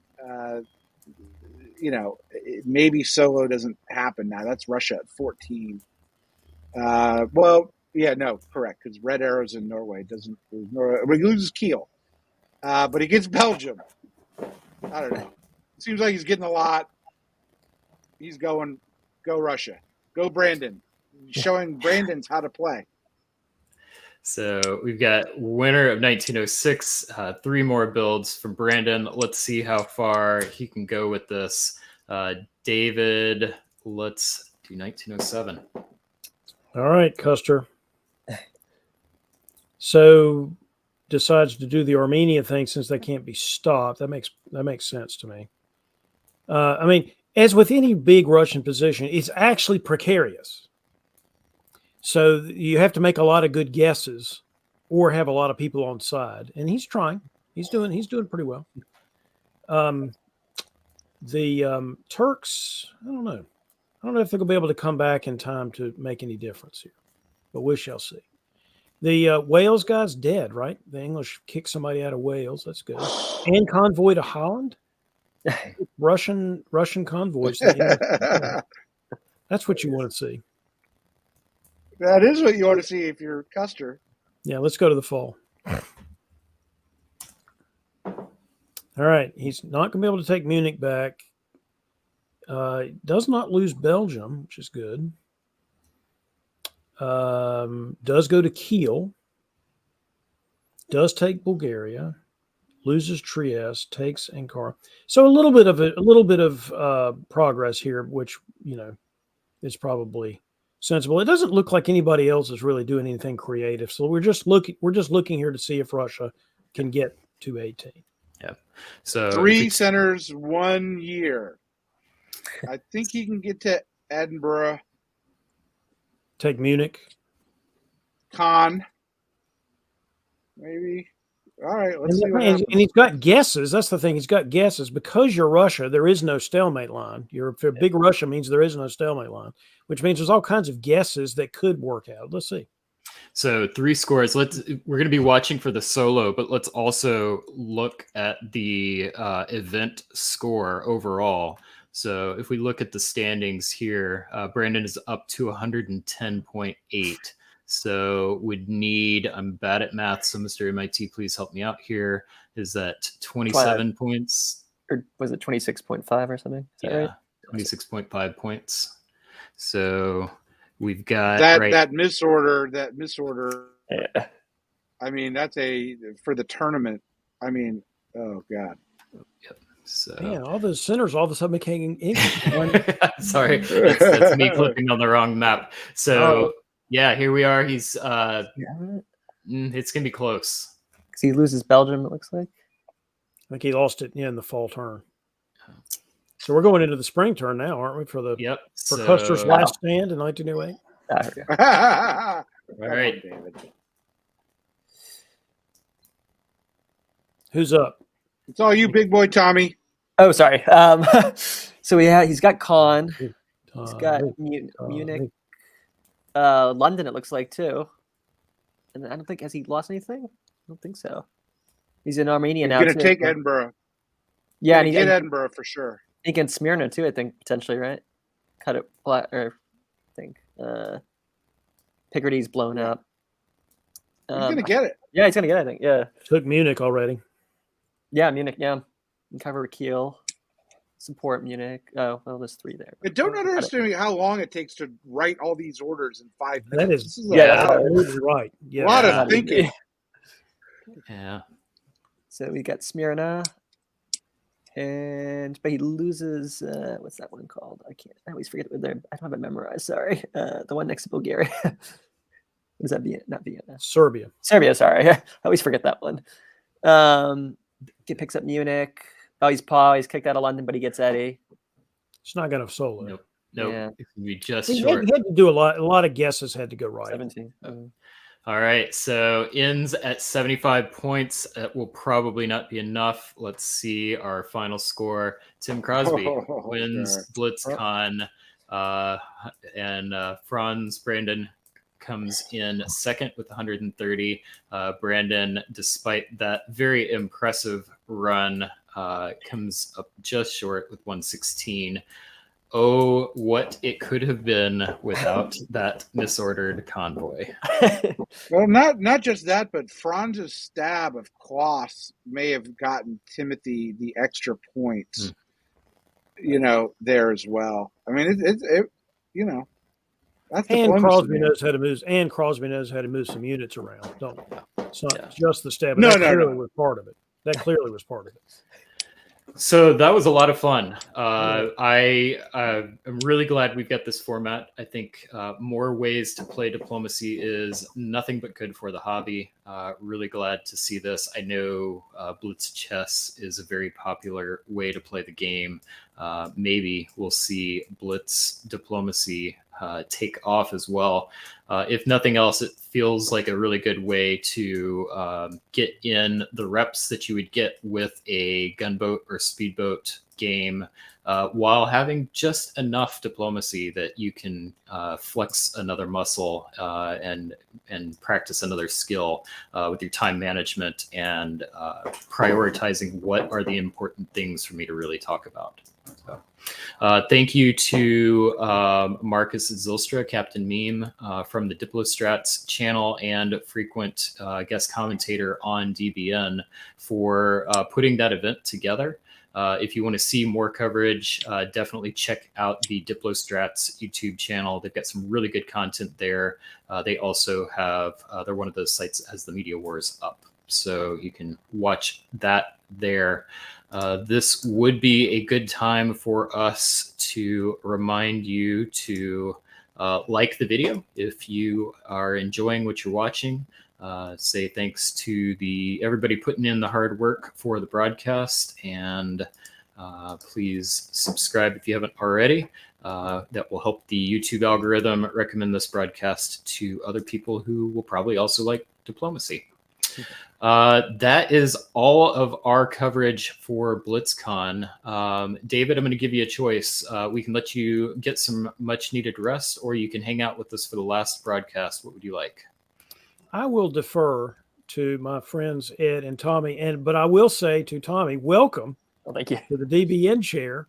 Doing a great job. It was fun. Thank you. Well, it's hard to. I always would comment when I would watch the streams, but I didn't realize how hard it was to actually do it in the moment, like the pressure. Nah, you're a natural. Oh, Don't If stop David playing, Hood though, could do because it. your play is also entertaining. So don't stop that. Yeah, I will say, Tommy, one piece of advice.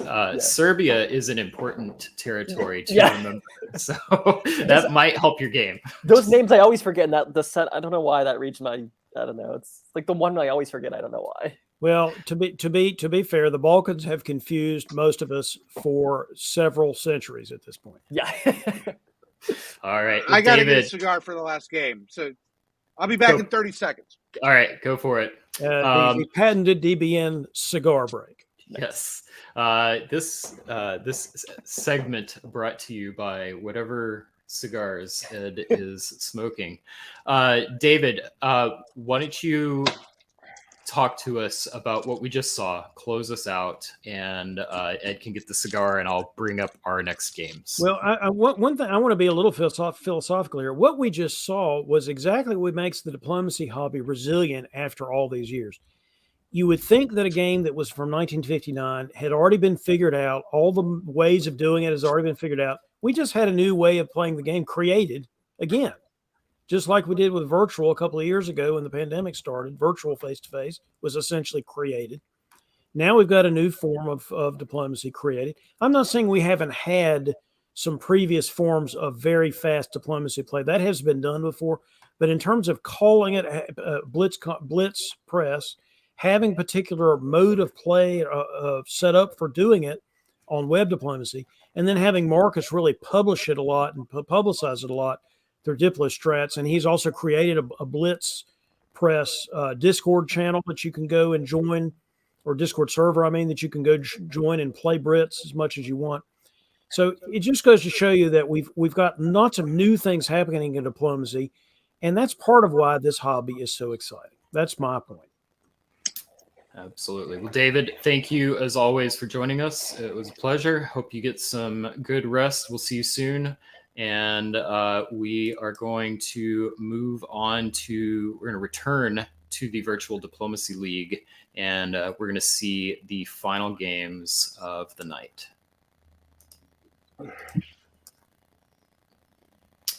All right, on screen now, this is our standings coming into this final round. So this includes the games that we saw earlier.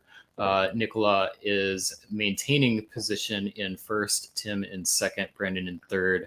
So it doesn't look like we've seen a ton of movement in the top 7 outside of Christian Brown, who has moved into 6th place. That was one of the players that we were keeping an eye on at the top of the show. Moving into 6th place, knocking Farron down and Jason Mossbaum out of the top 7. It was brief. I hope Jason enjoyed it while it lasted.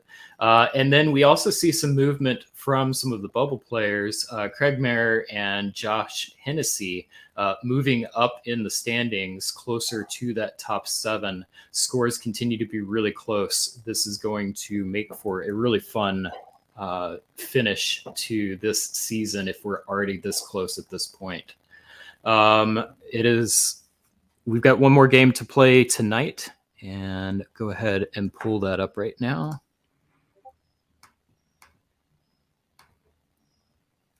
And here in our final game of the evening, named Carnage, November 4 to 6, just a subtle reminder that we have the World Diplomacy Championship coming up at the Carnage tournament on November 4th to 6th in Vermont. Definitely recommend you try and make that. In Austria, we have Matthew Tatanci, England, Jason Massbaum. So a chance for Jason to perhaps try and get back into that top 7. France, we have what appears to be a new player, Cody Green. Welcome, Cody, from Fort Wayne, Indiana. Cody, I've got a friend of mine that lives in Fort Wayne. It is not too difficult a drive to make it up to Chicago. If you're interested, check out Weasel Moot next weekend or stop by for a Windy City Weasels game sometime. In Germany, we've got Loic Borja, really, really good player from Europe. And we saw Loic a few times last year. He has not placed so far in the tournament this year, or in VDL this year, but that's one to keep an eye on. He's a very good player. Brandon, I think Fogel, he's the son of Christoph Borgia. I think that is correct. I know they were related. Brandon Fogel is returning for a second game of the evening.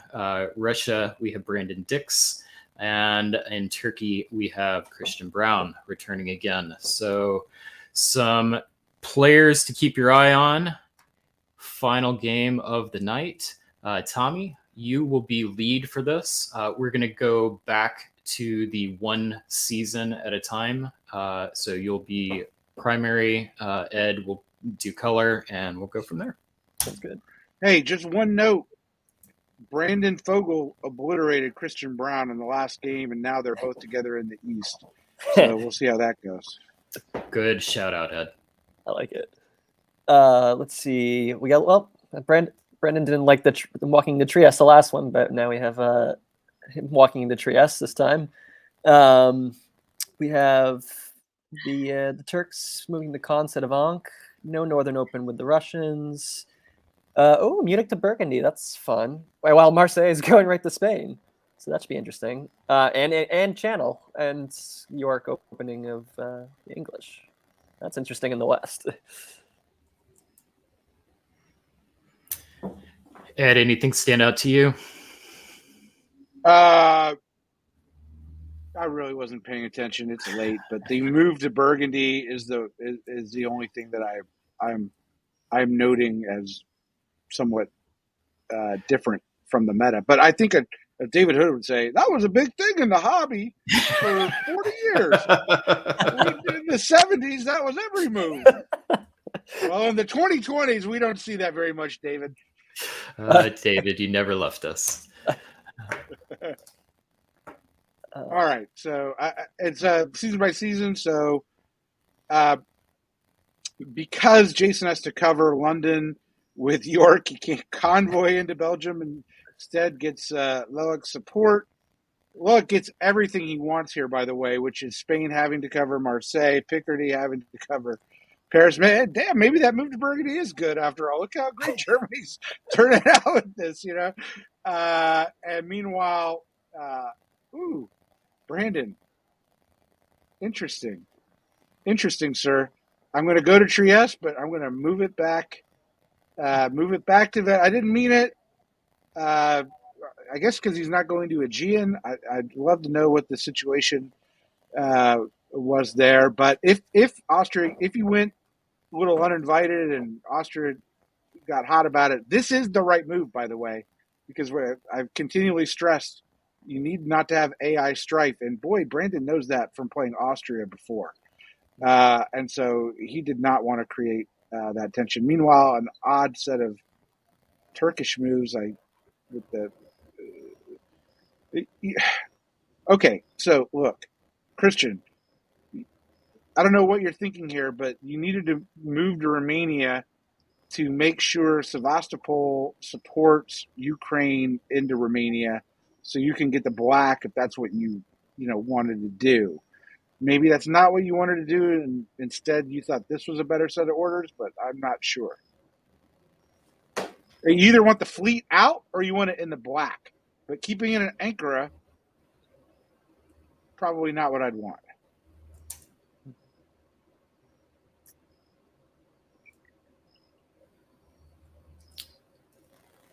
What we got here? Let's see. What's going on in the east? Okay, got some rearrangement by the Turks. While the Austrians get support from the Russians into Bulgaria. We may have some coordination with Italy and Austria, moving up towards the line a little bit there. Western Med also, so interesting. Making a little play there. What does the West do here? We've got the Germans moving in on the French. Oh, yeah, that's unfortunate. I guess the London to the Brest, I kind of signal a little mind play, signaling that's where they want to convoy at some point. Belgium supports. We just have movement there in the north, supporting the Sweden. So we got some nice EG going on there with a little AI, I think, maybe. Tommy, I think we need your help. Craig says the whole East is cuckoo for Cocoa Puffs. So can you help translate for us? What do you think's going on here? Right, Tommy. You just play every power and tell us what they're thinking. Wait a second, sorry. No, just be yourself. Oh, just be yourself for these Eastern powers.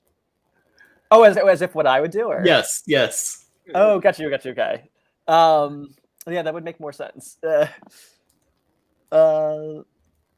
mean, I like what Austria is doing. If they can get a little AR action, we'll still be friendly with Italy. I really like what Austria is doing. In terms of the Turks, I don't know what their diplomatic relations were like, but I may have supported Bulgaria.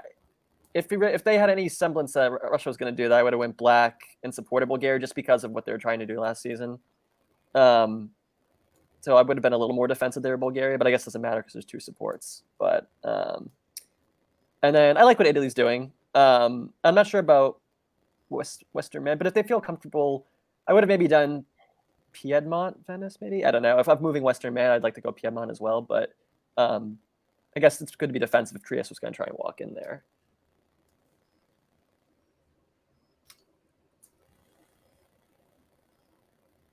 Oh, it's me again in the fall. Hello. Brandon walks into Spain unimpeded, even though Marseille just holds. Mid-Atlantic could have bounced him. I guess he really wanted the build since Spain was unoccupied, but loses the Mid-Atlantic Ocean, and now you're in Portugal. That's not going. Cody, it's all right. I'm going to tell you right now, you went against some sharks here. All right, so don't get discouraged playing the game here. That Burgundy move was rough.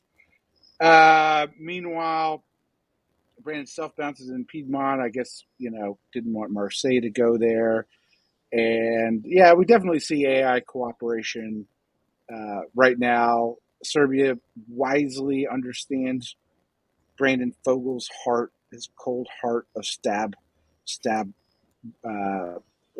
lust, and supports Trieste. Meanwhile, Christian, I mean, I'm done with you. Next.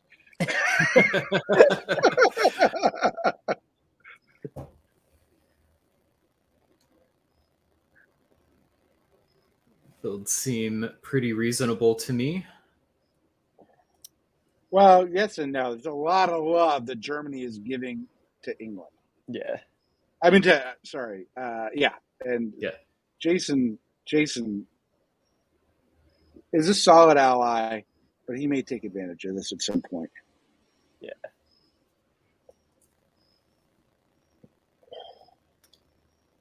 Tommy, back to you. All right, let's see what we got here. A lot of things going on here. Well, we still see the continued assault on the Turks. I guess movement-wise, covering Smyrna. I would have probably cut Aegean. I don't know. Well, yeah, I may would have cut Aegean and still try to bounce him black, but Armenia makes sense. The Austrians are interestingly moving up in Gal as well, and the Russians are moving away. Well, I'll be curious to see what that works out for the Austrian or the Russians rather. The Italians just continuing the assault on France. I like it. I probably wouldn't have supported Aegean. Maybe I would have just continued to make a push on France. Because if Austria's not, I mean, if you're working with Austria's not going to build a fleet, then I might as well I would have thought that maybe put Ionian. Oh, and I see, because you put in Turanian. Never mind. In Piedmont, cool. The Germans are coming back in. Little roots. Oh yeah, it's interesting. Belgium to north. That could be Jason wanting to have a little more, like you're saying, wanting to just keep his options open with Germany, but he does go to the Channel. And then Spain being supported into there. So but I see they're making nice with the French, I guess, potentially, which I like, while keeping options open with Germany. So I kind of like what he's doing there. I think it's a response to the air. Yeah. Okay. I mean, that's why, look, we're not going to kill you right away, but they are. And that was, we've got a really strong AIR going right now. Except for the Russia part. Yeah. Russia loses St. Petersburg. Khan supported, so Austria making gains. I think Brandon asked for Greece, and if I'm Austria, I probably give it. Although, because Austria's picking up Khan. Meanwhile, slows the AIR down a little bit with Spain, but then, Brandon gets into Marseille with the army. So that's not great. France is not looking good right now, but tell you who is looking good.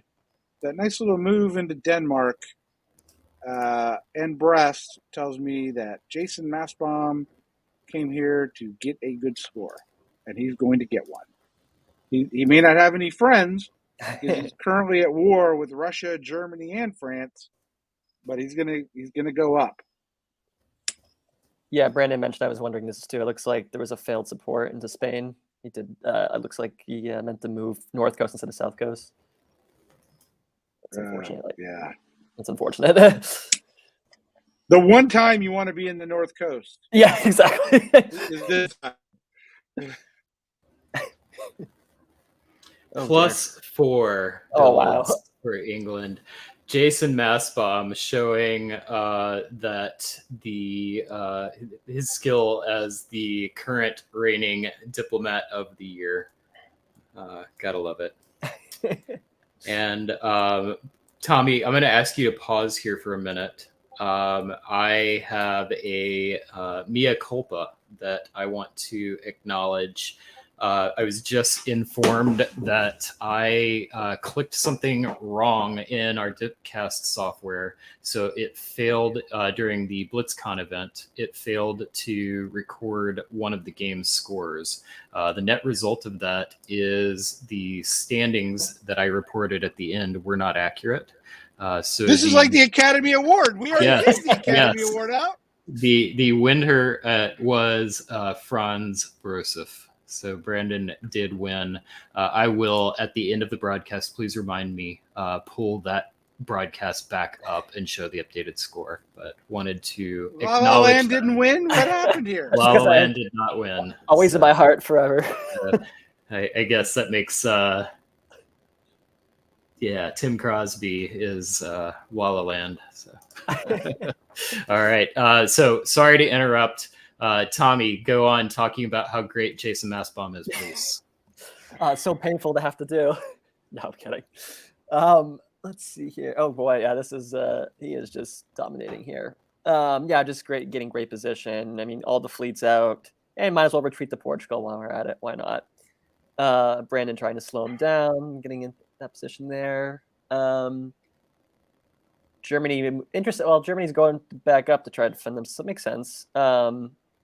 I kind of like what Germany's doing there. They managed to get into Belgium. Oh, they were going to get Belgium regardless. What did I say here? The East, I didn't really look at here. Turkey still isn't friendly with Russia or the Black Sea. I would have maybe tried to do something for Aegean and Greece just hold. So that's, I guess I don't want Turkey to fall. Interesting. Yeah. By the way, I'm going to give props to Brandon Fogel here, which I hate to do, but he's Italy going west the way he did is sort of the way to go. Is a vulture. Don't go. My Western adventures from the beginning don't work out, but when I'm a vulture as Italy, it tends to work out. Meanwhile, Brandon must be a little worried of Austria here, moving to Venice, very prescient, especially with these Austrian moves south into Tyrolia and Bohemia. That's sort of laying off Germany a bit because I think everyone's worried about Jason Mastbaum to some extent. Austria taking Smyrna and taking Greece. So so the suspicion of an Austrian stab here is confirmed, and now Turkey, Christian Brown, the Jackal, the Omega variant, whatever you want to call him, is in Ionian, and I'm willing to bet he will disband. Oh, he's in. Is he gonna? He's got two. Okay, so he keeps it. All right, so there we go. All right, winter of 1904. This is where we play Who Do You Like? This would have been really, really easy a couple moves ago. It's a little more interesting in this board state. Tommy, who you got? That's a good question. So what just happened there? Russia moved a little bit towards Austria, and if Austria moved back a little, if Austria started to move back, I kind of like Italy's position a little bit, actually. Depending on if they don't fight and Brandon's able to get his fleets. Well, I guess no, there's a bunch on mid-Atlantic. Depending if Jason decides to turn back and maybe go against Germany and for a few more dots as it gets closer, Italy could pick up a bit more as well. And I don't know how that would work. I mean, I definitely like Jason's position, but I also I could see Italy's being fun as well. Ed, I would not pick out Italy. I mean, Brandon's dead in my mind. It's either Jason or Austria. Sorry, Tommy, I disagree. That makes sense. Yeah, we don't support Brandon Fogel on this broadcast or this network. That's for good reason. He's not shown us that he can do anything. But I mean, look, Venice is probably lost here. I think. I forgot about Ionian. I don't. Jason Mastbaum is gonna win. I will pick for just so we've got someone else to root for, I'm rooting for Matthew in Austria in this game. So it'll be my pick. All right, moving on. I believe, Tommy, it's your turn again. Interesting. Okay, so moving back now, a little afraid with Italy.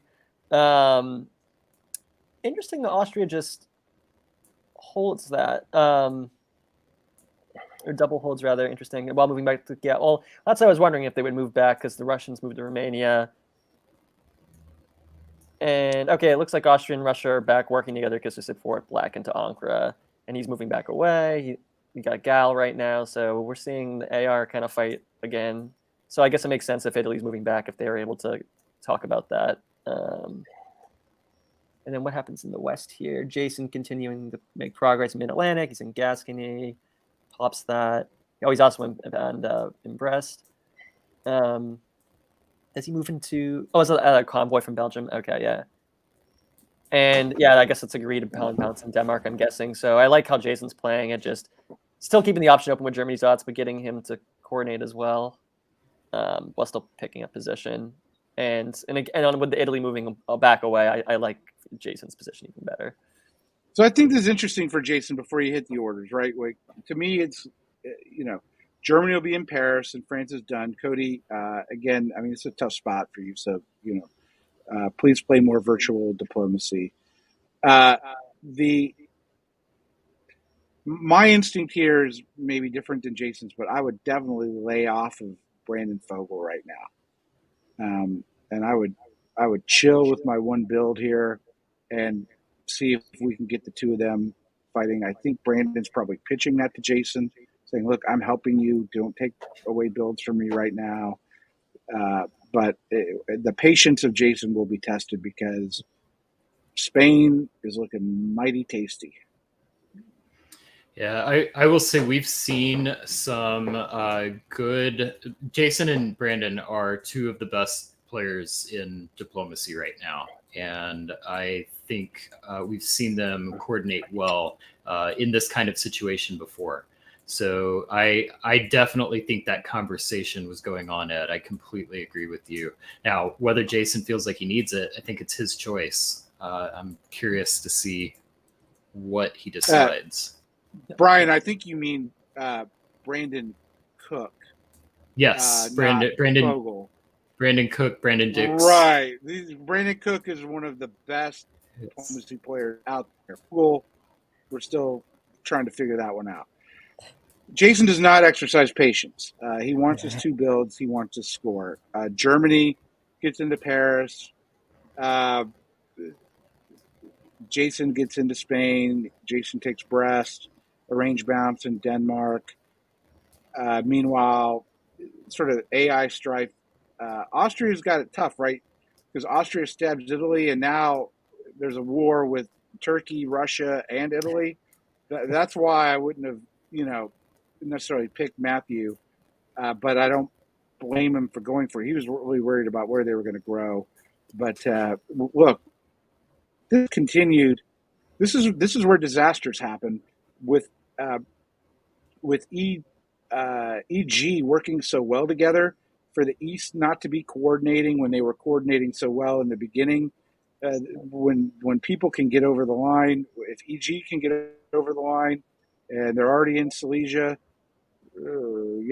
could be bad news. We'll see. Now look at that fleet situation in the Med. Brandon can't hold off them and fight Austria. I'm not. Let's see what happens. I'm excited. And two builds. Yeah, that's what I figured.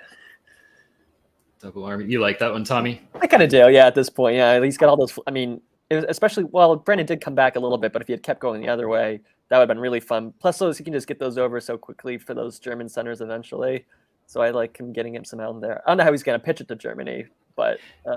Yeah, Ed, I was going to ask, how do you think Loic's feeling about those builds? Yeah, probably not so good. I'm surprised. I mean, Holland he can get Holland in a walk. He can convoy to Picardy. Yeah. I mean, I think Jason pitches at it like, this is to ensure you don't get any bad ideas. Yeah. Whether or not that works or not, but he's saying he's going to move it to Norway and all the rest. Maybe. I mean, but like, is he going to get Moscow? I'm not sure I'd buy it if I was Germany. Yeah. Yeah. And Craig says he doesn't have to pitch Germany, which would be my read on it also. Yeah. Well, that's the point, right? Yeah. Well, I do it's want not to really say a pitch; it's just a lie. It's just a Yeah. lie. Make him feel it's a good. story. It's not you; it's me. I do want to thank Cody for playing. Cody, I hope you know you are surrounded by several of the world's best diplomacy players and Brandon. So it was, I hope this was a fun experience. Hope you come back and try again and use this as a learning opportunity. I too have similar experiences when in this kind of situation. Wow. Dang. That's Okay. it. I am a kind and gentle God. You must draw now, or I will take more centers. So, all right. I wasn't expecting that. Let's take a look. I really want to get in and see the standings, but I'm going to hold off on that a minute. Because that could... Okay, let me back up. Tommy, you're Jason Mastbaum in this situation. Somehow.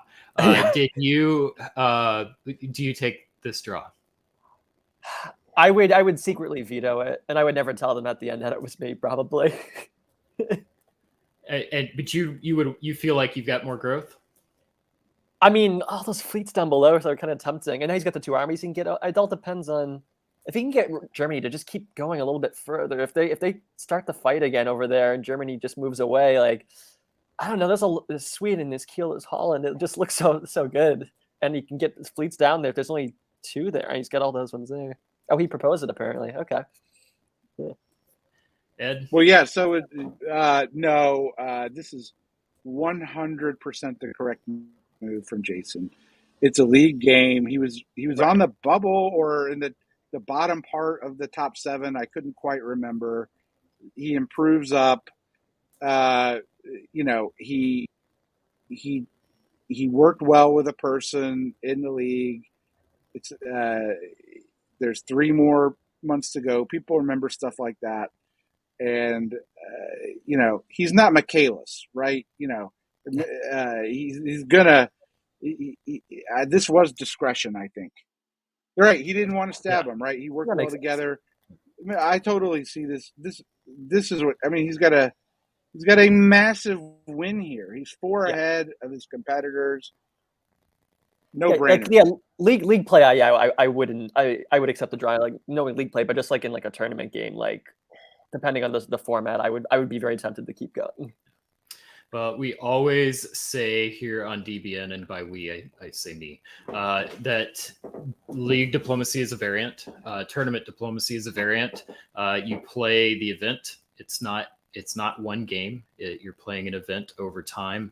And this is very much a play towards looking at that big picture. And this is a game about people. How are the other people going to take that? And different people play different ways. So some people may really respect that. Other people may also respect you if you make the move.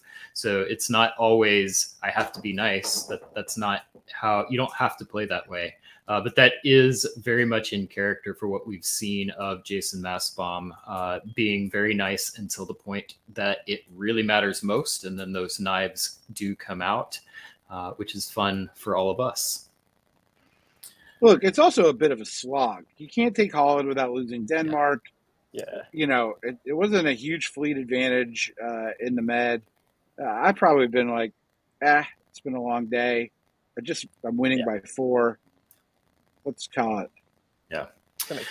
All right. Well, I am going to pull up 2 scores. The first thing I'm going to do is pull up the scores from the game I mistakenly did incorrectly, our BlitzCon event. So let me go ahead and... While you're doing that, I will announce the University of Texas did win tonight, Oh, beating thank goodness. another University of Texas, my hometown UTSA Roadrunners. Thanks. UTSA's got a good program they've been building up over the past few years. So, okay, so let me go ahead and share this out.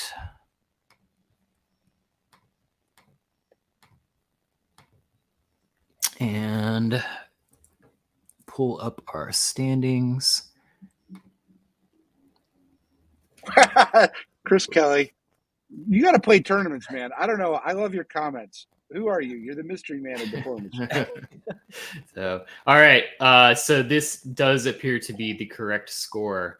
I again apologize. We have Franz Brosef in first place, Tim Crosby in second, and Brandon in third. I am cross-checking the official results, and they do in fact match up. So, but he was totally congratulations. correct. Totally correct to stab Klaus. Yep. So not only does that change the score, it also invalidates my analysis. So well done. And thanks to Brandon and Karthik for pointing that out to me so we can be accurate. I'm going to pull up the final standings for the Virtual Diplomacy League. While I do that, Tommy, excellent job on your first broadcast. Let's all give him a shout out in chat. That's fantastic. Thumbs up. Thank you so much. It was fun playing with you guys, or not playing, but I guarantee you, if MIT had fraternities, Tommy would be leading them. Wait, it's funny that you say that. Actually, I actually it's called the Interfraternity Council. Actually, MIT has a huge Greek life. I was actually the IFC president, so it was like the organization of all the fraternities, which is kind of funny. That's funny. No, that's wrong. You're not supposed to be leading any. I mean, yeah, you're the fun leader. I didn't get anything You're done. not a bureaucrat. You're Yeah, not a bureaucrat. Our meetings were a little too fun. Yes, right. I'm sure at MIT you sat there and talked about theoretical physics. It was fantastic. While you sipped orange juice.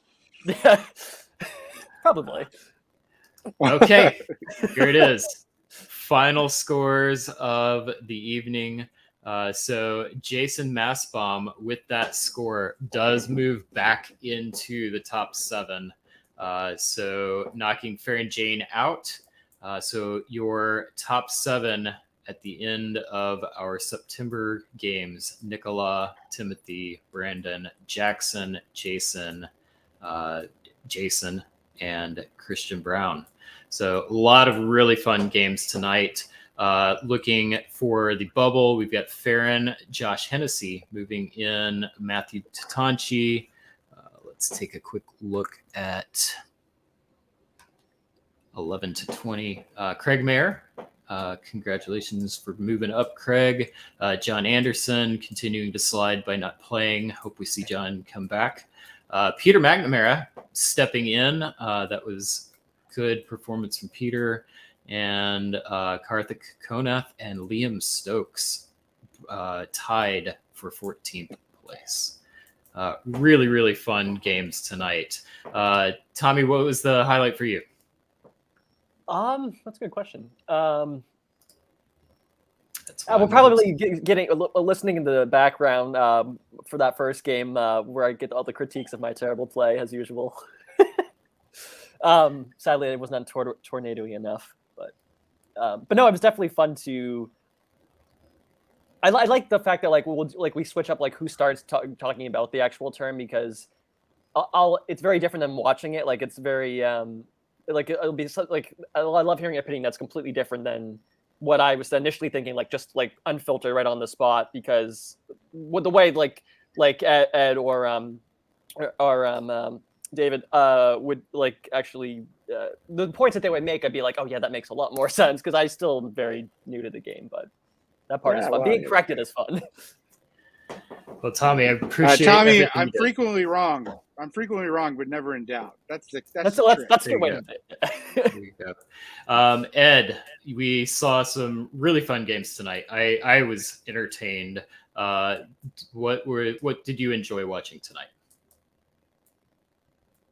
Well, I I got a lot of joy watching Brandon have to janissary for Liam and beg that he gets into Venice and Naples and just the position he likes to be in.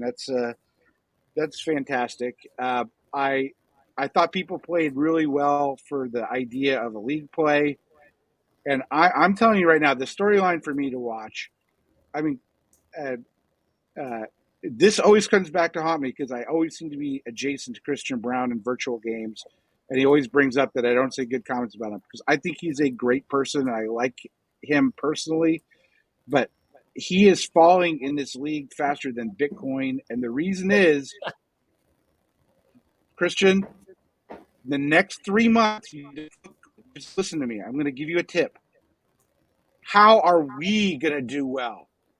That we, think the we, instead of me just like, what can I get? What can you get is just more going south. You need to pitch yourself as a solid, reliable ally. If you can do that, you can hang on, you can even improve.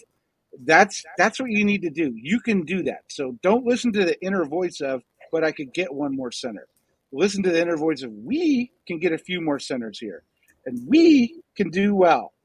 And I think that's what I'd like you to do. Don't hate me for saying that. That's DBN pays me a lot of money for honest commentary, and that's what I'm giving. All right, yeah, DBN definitely shows the value of Ed's honest commentary with what we pay him. No, I will say Christian was one of the top players at the beginning of the season, and we actually had a segment where we were kind of analyzing his play.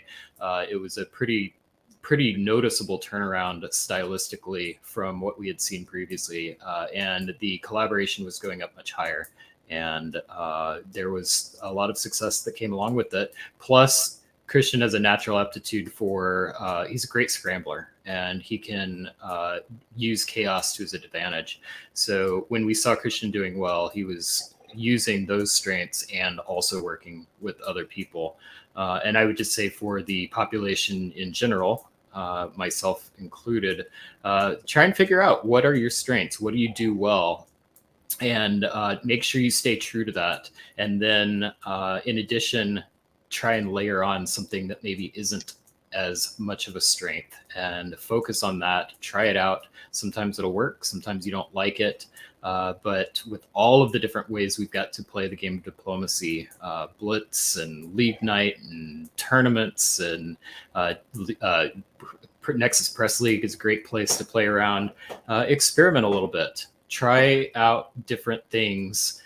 Figure out who you are, and it's going to make you a better player, and it's going to open up a toolbox of different choices and options for the scenarios you're in. And that is the best way to learn. Get in your reps and see those scenarios and figure out what tools work best for you.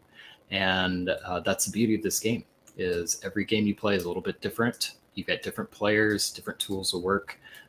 So hopefully we can all take that lesson to heart. And I will give one final pitch for Weaselmoot. I hope that you can experiment and try that out next weekend in Chicago.